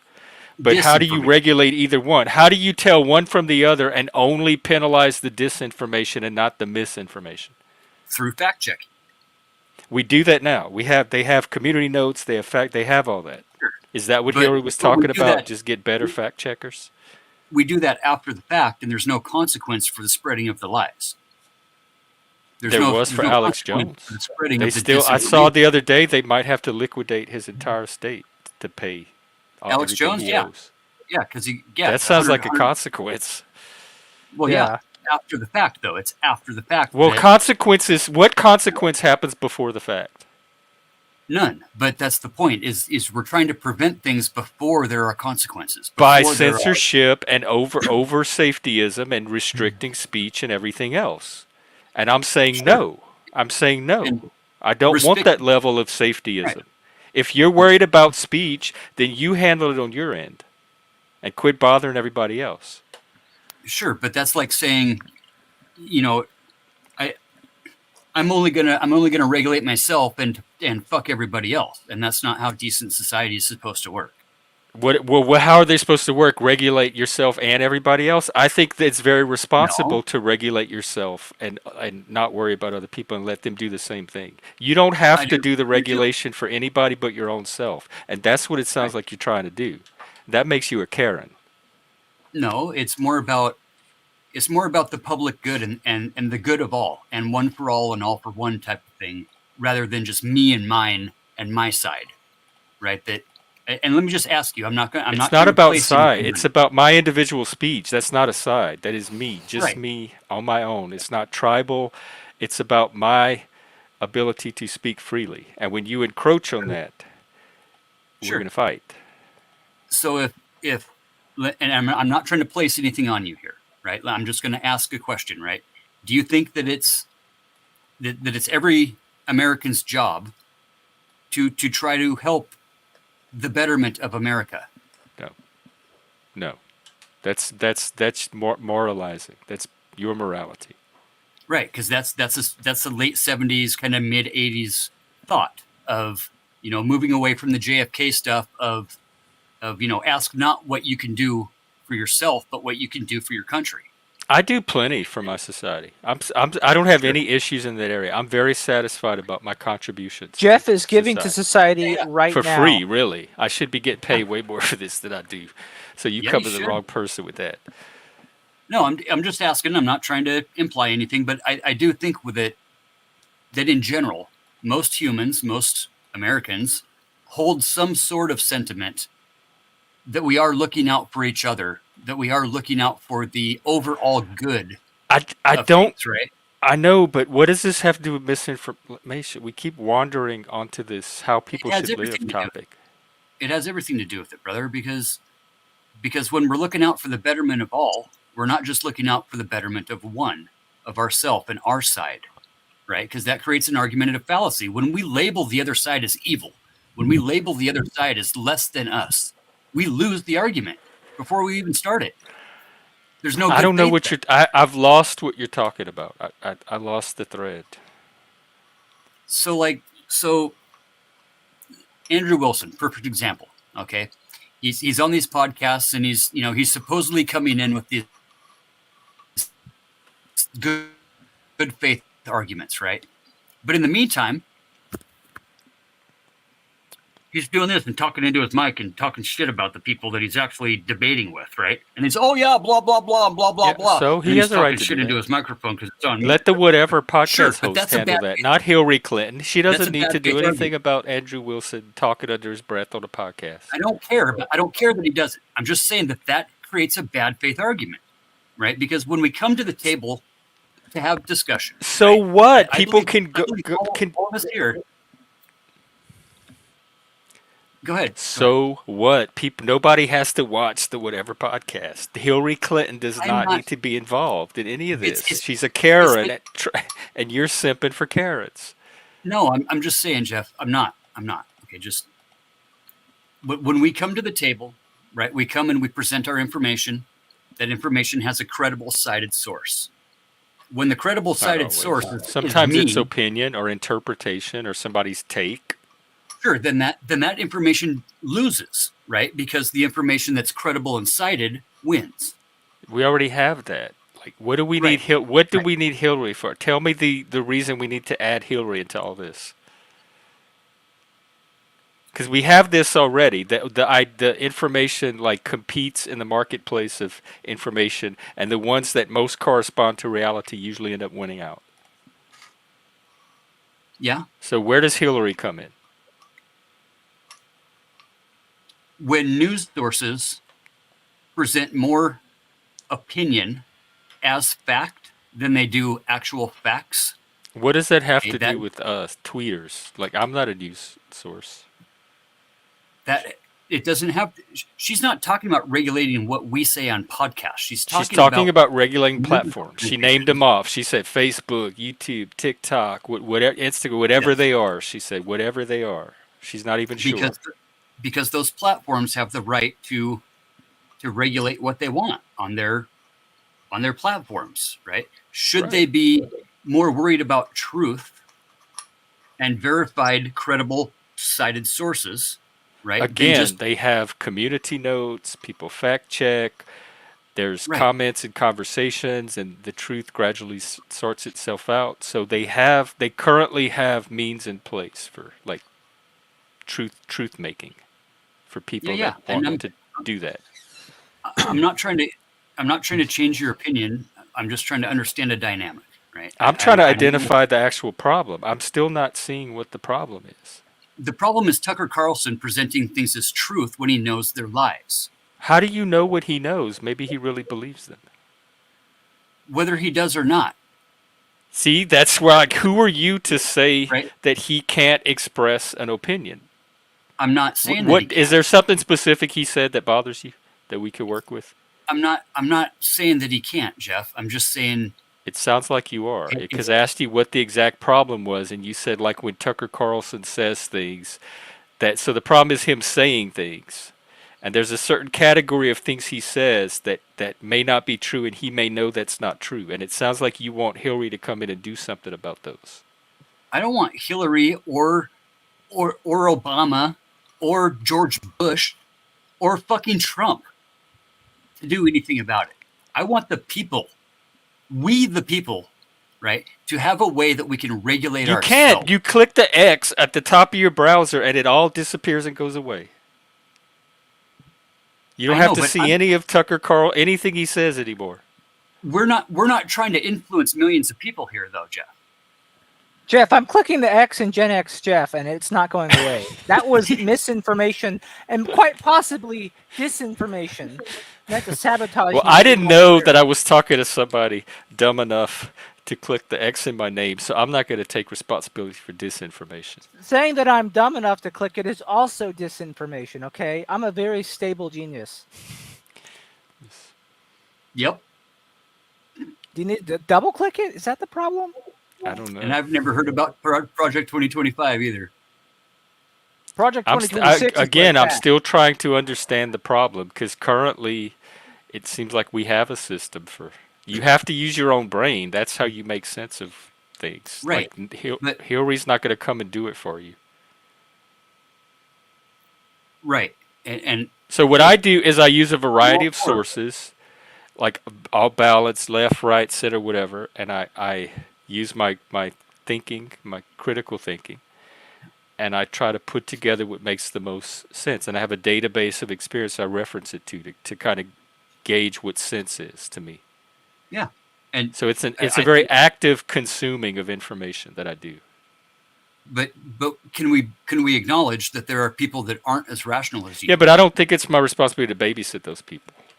Because No, neither do I. people are not doing that, I don't think that means I have an obligation to compensate for that. It's can you see a dynamic in a difference? You're between asking what does babysitting- society do about its stupid people, and I'm asking who defines stupidity. Like who's going to determine who the people we need to babysit are versus the people that can be trusted to have conversation among themselves So without Fatty, Hillary. when you say like the people, we the people need to do something more to make sure truth gets out more and lies get suppressed, or like, are you saying that like online communities do more self-moderation with stricter terms, or like how's this going to work?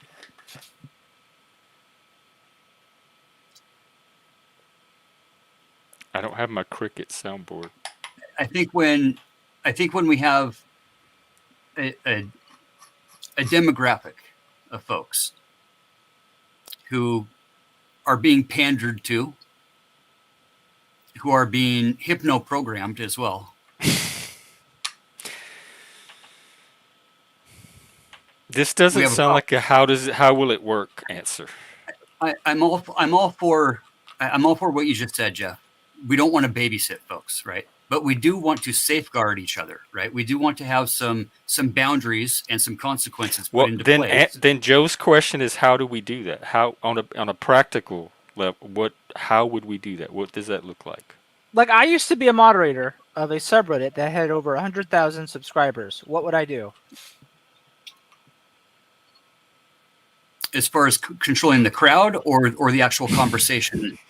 Both, like, because I could do that. I might have to put more elbow grease into some of it, but like, what would I do? And we talked about these very things, argued about Alex Jones, COVID vaccines, election fraud, and validity, everything, all that shit.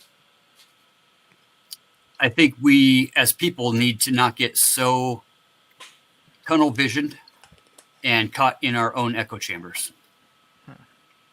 I agree. Not lost. You listening? But what are you wanting on if you had to create a policy right now? But how do we do would that?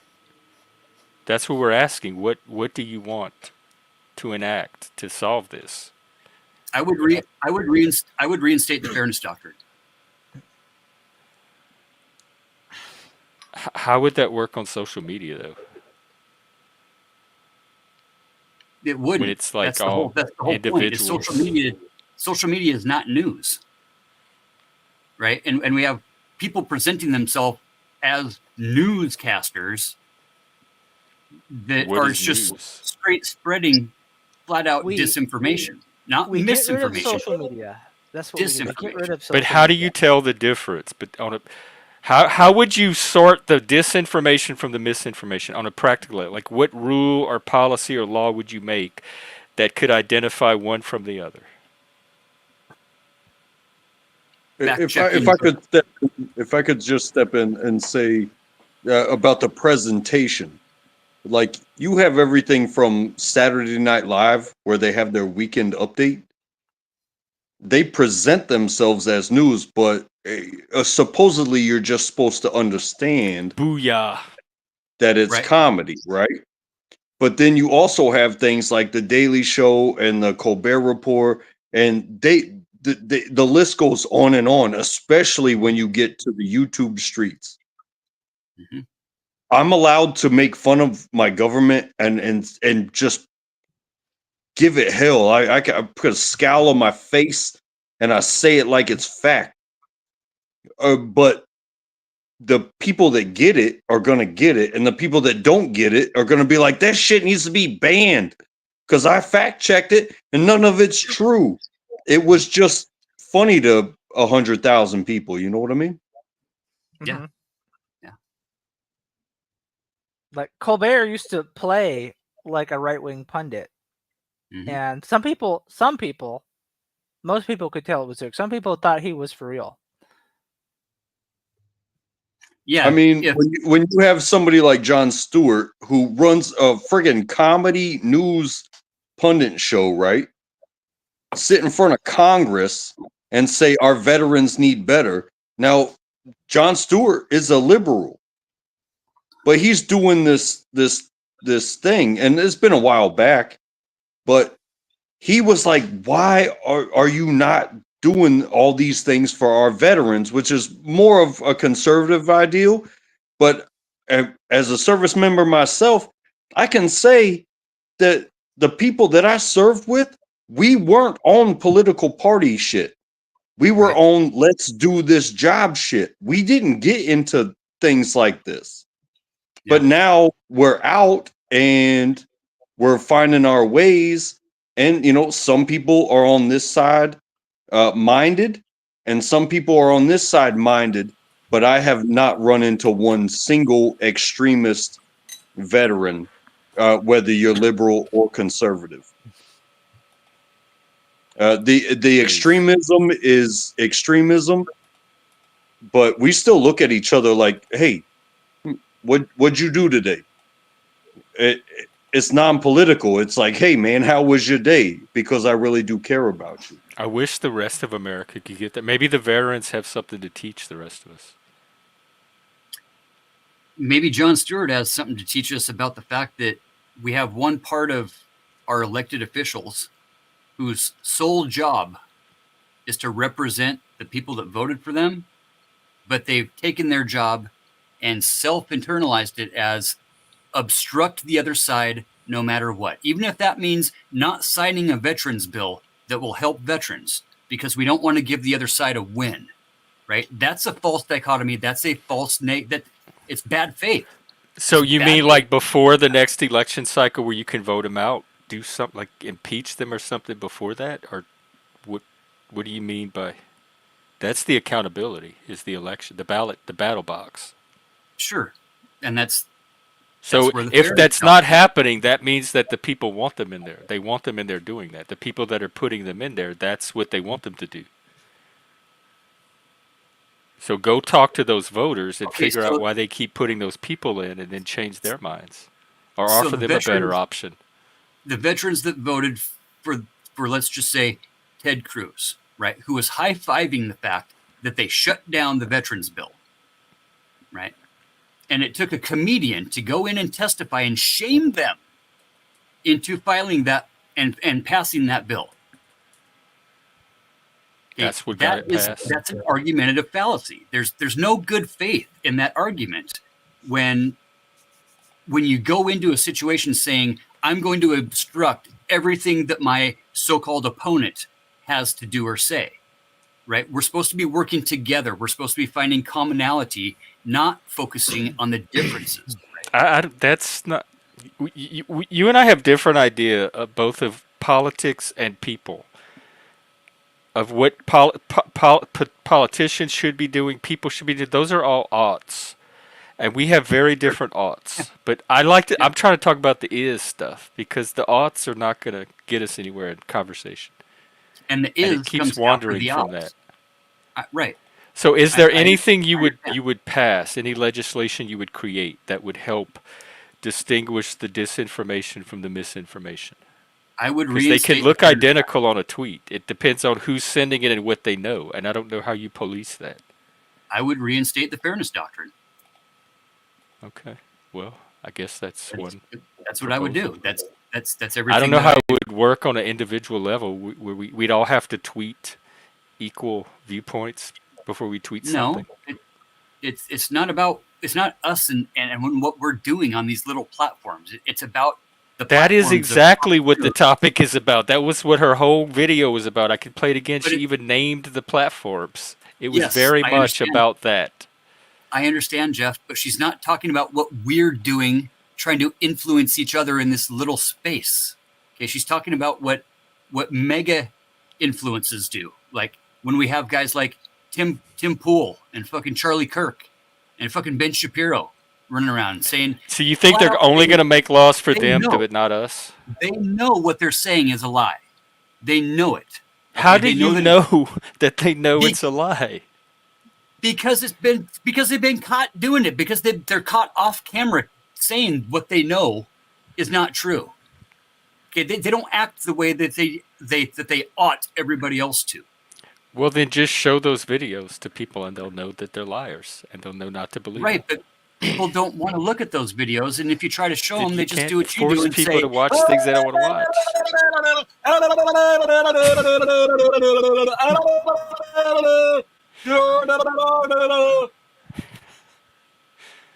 But if it's presented in such a way to where it's just dudes having an opinion and a conversation, and based off, and you know, if you're going to bring up somebody like Tim Pool, he's literally reading headlines and then sharing his opinion. He's not like doing the CIA deep dive.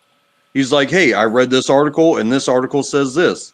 I read the opposing article and the opposing article. Same thing I do here. And then I and could then be spreading misinformation. Probably am. and then the conversation is about the opinion and what does the guest have to say. And he has opposing guests on as well.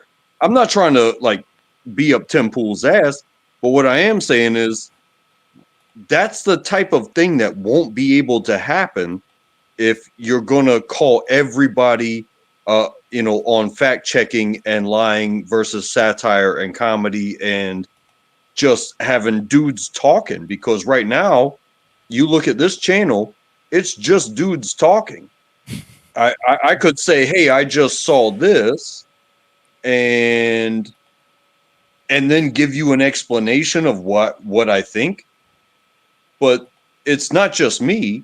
You would get to respond, Fatty. You would get to respond, Accord. You, Jeff, you could 100% beef it up or slow it down. You could do whatever you want. This is your channel, and it would go that way. But if you introduce a government controlled restriction on these platforms, when it's just us up here just shooting the shit, there's going to be a hammer coming down, and next thing you know, somebody's going to show up to your house just like they're going to show up to my house just because the four of us are up here shooting the shit. You know what I'm saying? Right. Yeah, Not that lost. happens in England where the cops show up at people's house for tweeting a mean tweet. And then they have the cops that show up. You just offended somebody on the internet or harassed somebody with a tweet. I'm going on my 27th Twitter account. Yeah, I was gonna ask, not laws. Like, you keep talking about what Republicans and conservatives do, but it's like, I don't see how that really relates to what people up here are saying. Like, they don't necessarily seem to be thinking like along those lines, or that they're not worried about those things. They're worried about whatever it is they get to say and do. He's has Republican derangement syndrome. Well, you know, I mean, Information. Yes, this right here. This I think this is the conservatives do issue. the They same they thing. want more gatekeeping of information, and I don't. I don't know Like, why adults need their information gatekept. You want to If know they're what we did? adults, if you think they're children and you need to babysit that for them, but I find that abhorrent. Yeah, but babysitting is totally different than Than gatekeeping. Okay, well let's than leave it at gatekeeping. gatekeeping. Because to me, and- if you're gatekeeping, there's an assumption about somebody's ability there. So are police actually babysitting everybody? No, but I don't think the police are gatekeeping either. Like I don't think that. Right. They're just trying to look out for the betterment of all, right? They're not babysitting each individual thing. They're just saying that Well, but as a broad term, social as a media broad platforms are about individual things, individual tweets, posts, videos, Instagram. Like so, we're talking about regulating these individual things. Yeah, but what was I gonna say? I lost my train of thought. it's not the regulating of the opinion. It's Well, you gave the example of Tucker Carlson saying something that he knew was not true. how about for a very specific, right? Donald Trump running around saying that FEMA is not helping people in the I hurricane. saw that. I was following some of that, and I'm glad there's people out there clearing up the disinformation, like sorting out what's, because they do that all the time. Every time there's a story, I pull it up. There's fact check sites. There's PolitiFact. There's Snopes that debunk. There's all these sites you can pull up. Like minutes after a speech, you could pull up sites and they already have the fact checking going. Now the AIs could be, eventually we'll just hit a button on the AI and it'll fact check for us.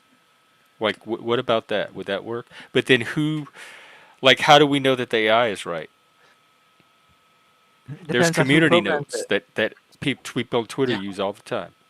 How do we know that anything's right? How do we know that any truth we've ever been told is actually Right. right? So where that thank you. You're making my argument for me. Now we're back at the Matrix. Right? Well, I can say this just from a personal note.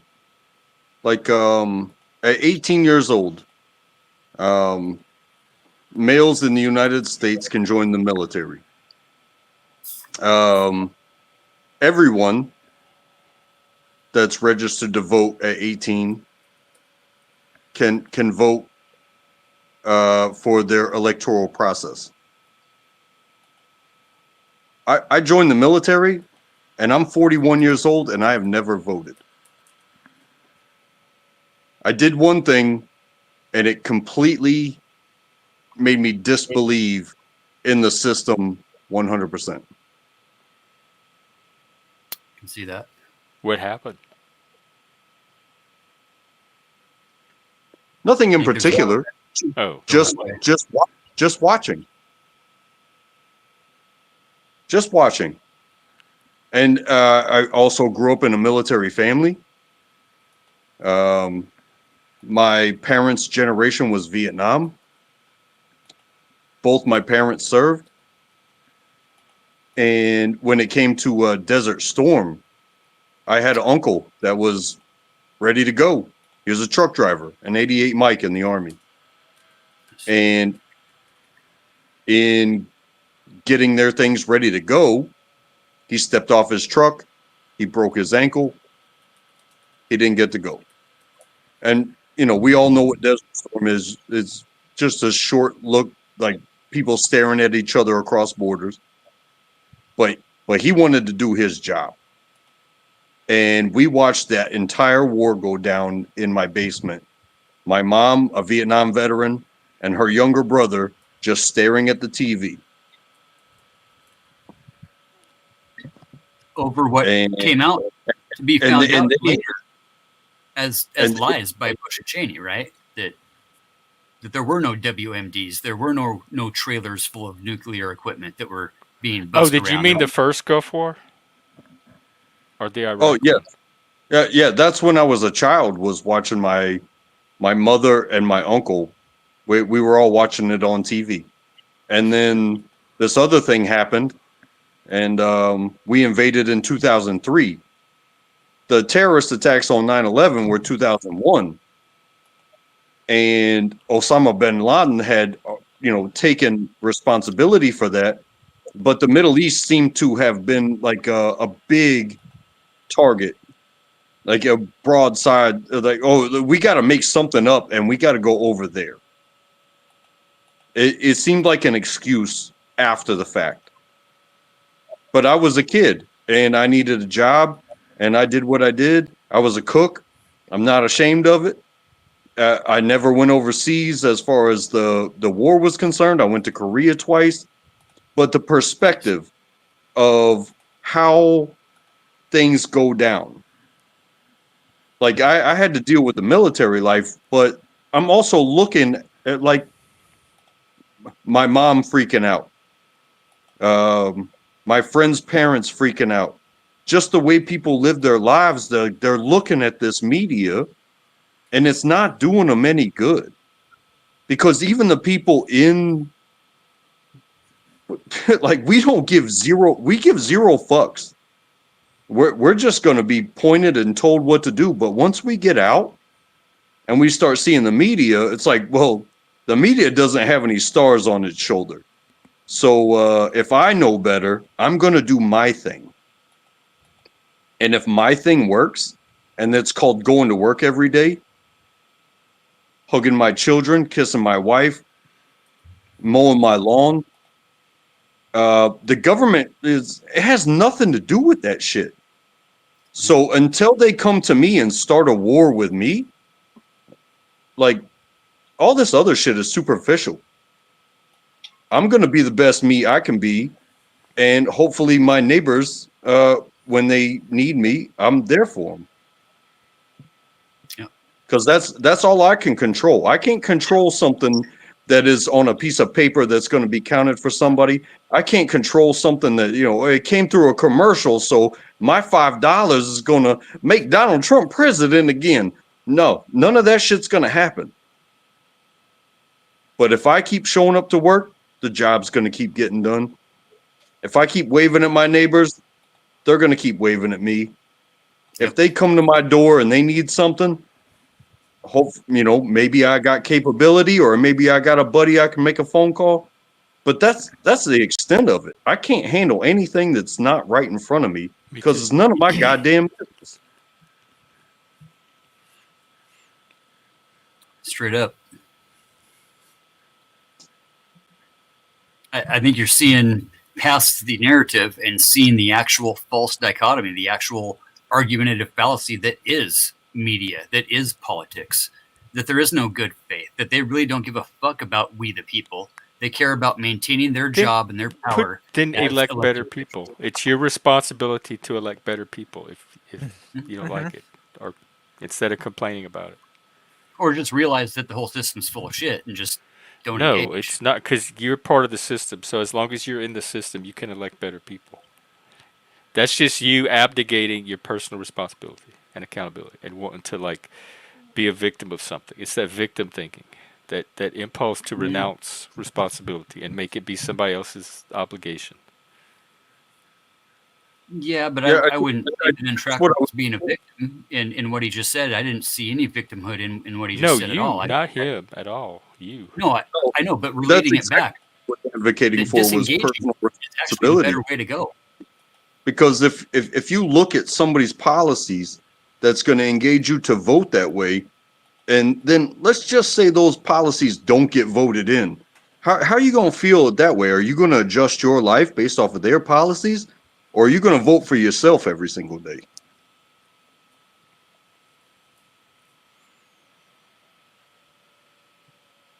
Yeah, It's a tough thing to deal with, but actions are louder than words.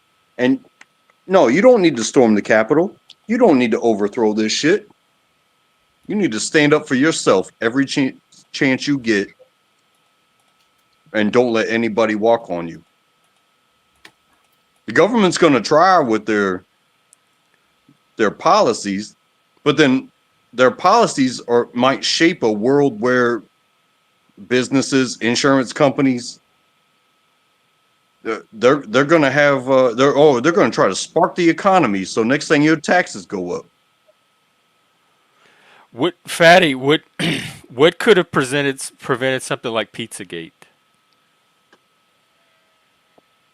If we banned pizza, Yeah, I mean, ban triangles. So banning. It's just finding the. If we could just find I the mean, right come on. thing to ban, we could make this problem go away. Dude, come on. No, look, I'm not for banning shit, and I'm not for big government, but I do realize that there is a difference between, regulations and laws, and regulations and laws can be dealt with an open hand and not with an iron fist. Okay. So nothing would have Right? prevented Pizzagate. Jeff. Nothing you could think of. do you want to The know fairness what? doctrine would have. I was gonna ask Jeff. Do you want to know what the moderators and I on that subreddit, the IDW one, did about the misinformation problem? Because we would get reports for that. Reddit did officially have a misinformation rule on it that it added to its books. I think in like 2019 or 2020. This is amid all the COVID stuff, all the election stuff. Yeah. Do you want to know what we did about it? Nothing. Ignored it. Not exactly. We told the users, hey, if you really think there's a case of information here, the kind that could be, materially dangerous to folks, you can report it, but you have to message us directly. You have to give us specifics about wireless misinformation, and then you need to pay us $1,000 to do a thorough investigation so we can reach our own conclusion. And we may not agree with you. You monetized it. And no one ever, of course, took us up on that offer. So we just pretty much disregarded anything that was misinformation. And our policy was, unless it is like this really specific thing where we ourselves happen to know the exact facts, which of course was none of it, we were not going to remove things for misinformation. And people would lose their minds that we were not removing things from misinformation. How can you allow these posts to appear on the front page of your subreddit? It's the top rated post. How are you allowing this? And I'm like, we don't know everything. How do you expect us to know if this is misinformation or not? I was not taught everything. I got good grades in school. That doesn't mean I know every fucking thing. Right. And you want me to do this for free? For hours each day? Look at all the shit people post? Fuck you. We're in a different world, news-wise and politically than we were when we grew up, too. Mm-hmm. What's different about it? Because I'm Gen amount- X, and I'm still in my Gen X world. The amount of information. We're not in the MS-DOS world anymore, right? We're in the flood of shit. And the more shit you can flood into a swimming pool that people are swimming in. Right, but so how does that realize change it? Just because the amount of shit. information goes up, how does that change the calculus of what's personal responsibility, what's the government responsibility, etc. Should the government like limit information for us, or edit our information and give it to us in smaller? Is the government responsible for coming in and downsizing our amount of information? Or can we control how much information we consume? We do control what we consume. Then what's the problem? Like the amount shouldn't matter. Because we can only consume a limited number of it anyway. And most people are going to like determine what amount of information they want to consume daily. Some will do a few minutes, some will do hours and hours of it, but each person will have their own diet of information. So as a specific, right? The three of us could spend the next 48 hours collectively trying to decipher information as to whether or not Haitian immigrants are eating cats and dogs. Probably so. And still not come to a conclusion. Probably so. Because of the amount of information. I've talked about this on the stream. We're in the age of narrative. There's no way to have definitive closure. Like January 6th, you're always going to have multiple different versions because there's no one authority that can come in and give us short of if it makes it through trial, we might get a trial ruling, but short of something like that, it's always going to be this open-ended narrative. I saw a video this morning about January 6th by this YouTuber I like, and he showed me things about it that I hadn't seen before, and it's just there's just so much going on at once. It really depends on what you zero in on. Yeah, because I think that's an instance of what people walking in, and it was so different. Right, and that's the reality we're in. So Fatty is right in a way where he says it like we're not. Everyone can spend any amount of time on a news story, and nobody's going to come up with a definitive account of that event. So we are in the age of narrative, where the most anyone's going to do is come up with a narrative or a set of narratives that it may possibly / probably be. And the intent of laws and regulations are to prevent things before there are consequences, is to be a boundary, right? So says you. Is that not the intent of a law and a regulation? Well, we have some laws that are designed for that, but what are you trying to prevent? What consequences? Any. That's the point of a law and a regulation, is to create a boundary, right? So in this case, since we're talking about speech and narrative, what boundary are you trying to create? What problem are you trying to solve? And what boundary are you trying to create to solve it? The tactic of folks using disinformation and not just misinformation. Right, but you need to be able to tell what one from the other, first of all. Right. Or do you? Maybe there's a solution that doesn't involve you needing to tell that. But to me, you would have to be able to separate the disinformation from the misinformation. Which comes down to intent, and we can never actually know what somebody's intent right. is. So then what's your boundary? Where would you put the boundary? Since we can't determine intent. Yeah, great question. I would reinstate the fairness doctrine. I would say that you need to fact check your stories, and you can't just put out. But every individual tweeter or YouTuber is not going. I'm not going to fact check every single thing I put out before I share it. I do a lot of times. I will, if something sounds off, I'll pull it up and I'll say, "Hey, let me fact check that." So sometimes I do. And you do a better job than most. But every time I go over the morning news that I pull off of Google, I'm not going to sit there and fact check the headlines that I'm reading off. Right, because we have faith that is a true story, that these things being presented to us are You only have facts. my word for it. I could not even be getting it off of Google. You only have my word for it, that I'm taking these headlines and reading them to you. Unless you pull up Google yourself. And in essence, my thought, okay. So I think it's unrealistic and unreasonable to expect that every user of social media is going to fact check their search. Like Joe said, pay $1,000 for an investigation if that's what you want.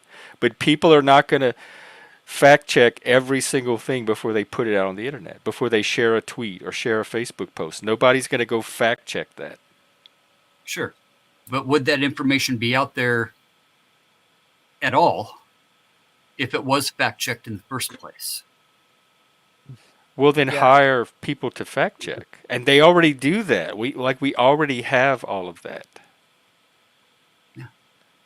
They have community notes. They have fact checking websites.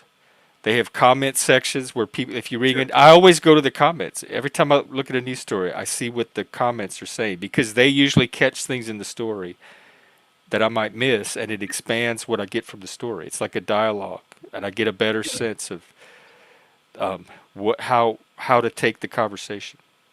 And in this narrative age, in the age of narrativism, that it's like the truth is a golden nugget in an Olympic-sized swimming pool full of shit. How do you So find it? where do you draw the boundary? What boundary do you draw to get us closer to the nugget? Play For me, more the fucking line is between play more dogs and metal. cats. Is between Play what? more Dogs music. and cats. Dogs and cats? Yeah, it's okay if they're eating the cats. It's not okay if they're eating the dogs. That's where I draw the line. Well, something to think about anyway. You want to hear my new Zebra Man theme song? Zebra Man, he'll crash a panel wherever he can. He will. Dude, He tries to I did crash like, here still to this day, every now and then. yeah, dude. You see him on 007 yesterday? What a fucking shit show. So He that's actually got on. a great He example. actually got on somebody other than Talcott's. Yeah, he went up and see, well, Cynthia and some other guys were on with 007. He was playing some music and then opened his panel and holy shit, what a fucking spurred moment that ended up being for like an hour. Oh, I never saw that coming. But like, right. But when we have, If you let this one troll on panel that does nothing but spurg every single time they get on, I would not have predicted that that he got on this panel and spurged. Right. Like, so not that I want to, but how do we regulate that? Well, do you ever see him on my panel? Do you ever No. see him on my panel? As a general question, like I can tell you how to regulate it. When somebody shows up, they appear in a little box in the bottom, and it gives you a little sound. And then when you see that it's that person, you don't click add to stage. You click kick from studio. Yeah. I could do a technical manual on it and like walk y'all through its little flow chart process. It's real easy. So that we don't need Ferris doctrine, we don't need Hillary Clinton, we just need host with good discernment. Yeah. I look at the other panels. Yeah, I look at the other panels, and it's like people who are like in this panelverse, right, as Jeff calls it, or in the Nexus. Some of them are way crazier panels. Like I go in there, and people are like already like yo. And I'm like, okay, I don't even know what the topic is. They're just already throwing fists, basically. What is it with white people? It's blood sports. It's not about the topic. Well, I noticed there's a lot of other people. It's like the rage rooms where you get to go break the glass. Well, sometimes there are black people in those too, kind of like they could be on the same side as some of the white people. I can't even tell the side sometimes. In fact, I don't even think I've tracked any of the topics that are in those. I just see that they're like, oh, he was saying this.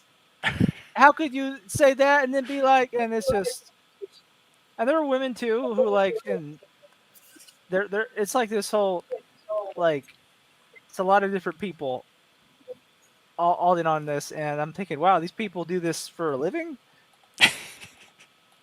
Yeah. I have to write boring stock articles for a living. I'm like, oh, I think Western Union will, do more buybacks and dividends. Yeah, I think like one reason we're in a mental health crisis is because the effect of social media on our mental health, but it has the effect it has because we don't do good self-care as users, as consumers. Mm-hmm. There's healthy ways to use social media. I think a lot of those guys just need a woman next to them. Yeah. Or a significant other. I don't know if they're helping their chances by hanging out.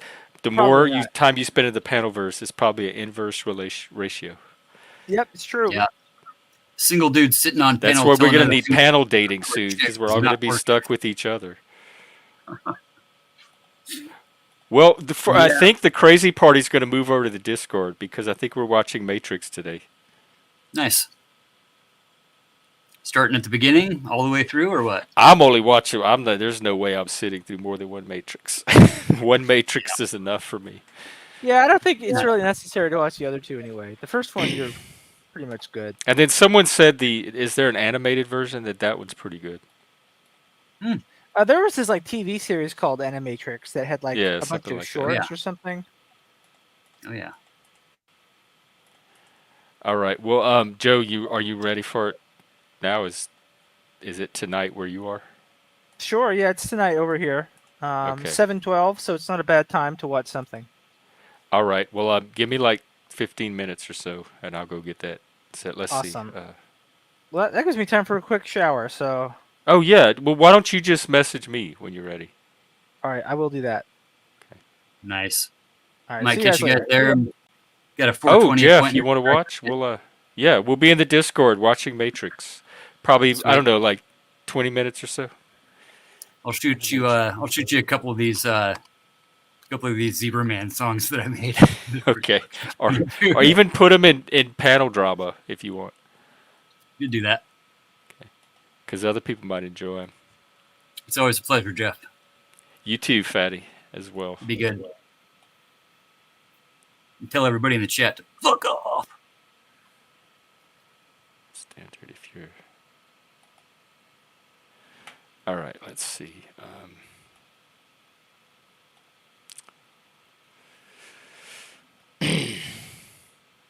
Yeah, I don't think I've seen The Matrix since it came out, 1999. That's why I say, like, not you wouldn't believe. Go look at the list of movies in 1999. The ratio of really excellent films, particularly the postmodern films,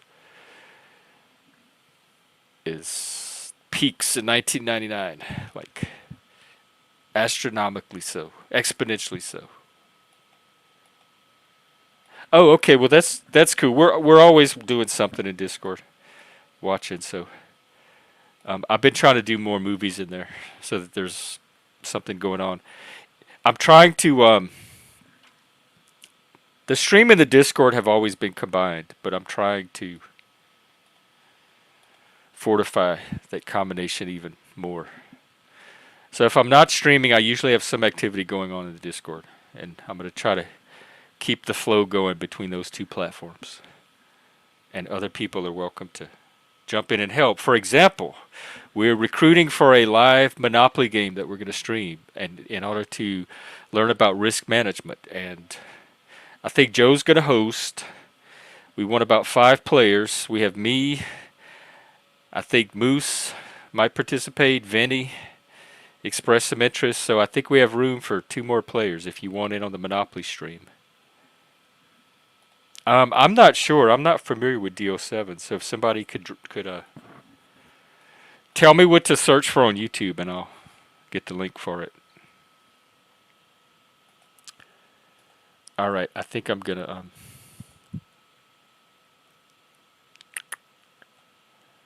go get ready for Matrix. This was a good stream. Thanks for being here. Yeah, if anybody knows 007.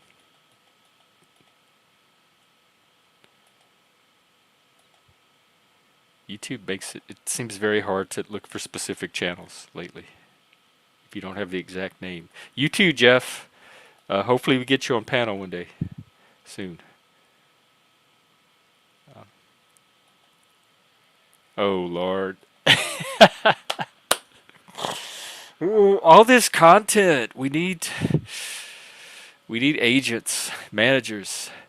This is the new Hollywood. Or the dregs of Hollywood, the ashes. But what are ashes good for if not for something rising from them? Like, at least in the poetic trope. All right, well, I don't know. We'll help you. Remind me next time. I'll try to find 007's channel. All right, we'll be in the Discord at about 15. watching Matrix. See everybody then, and then I'll probably be on again later. Take care, everybody. See you in hell.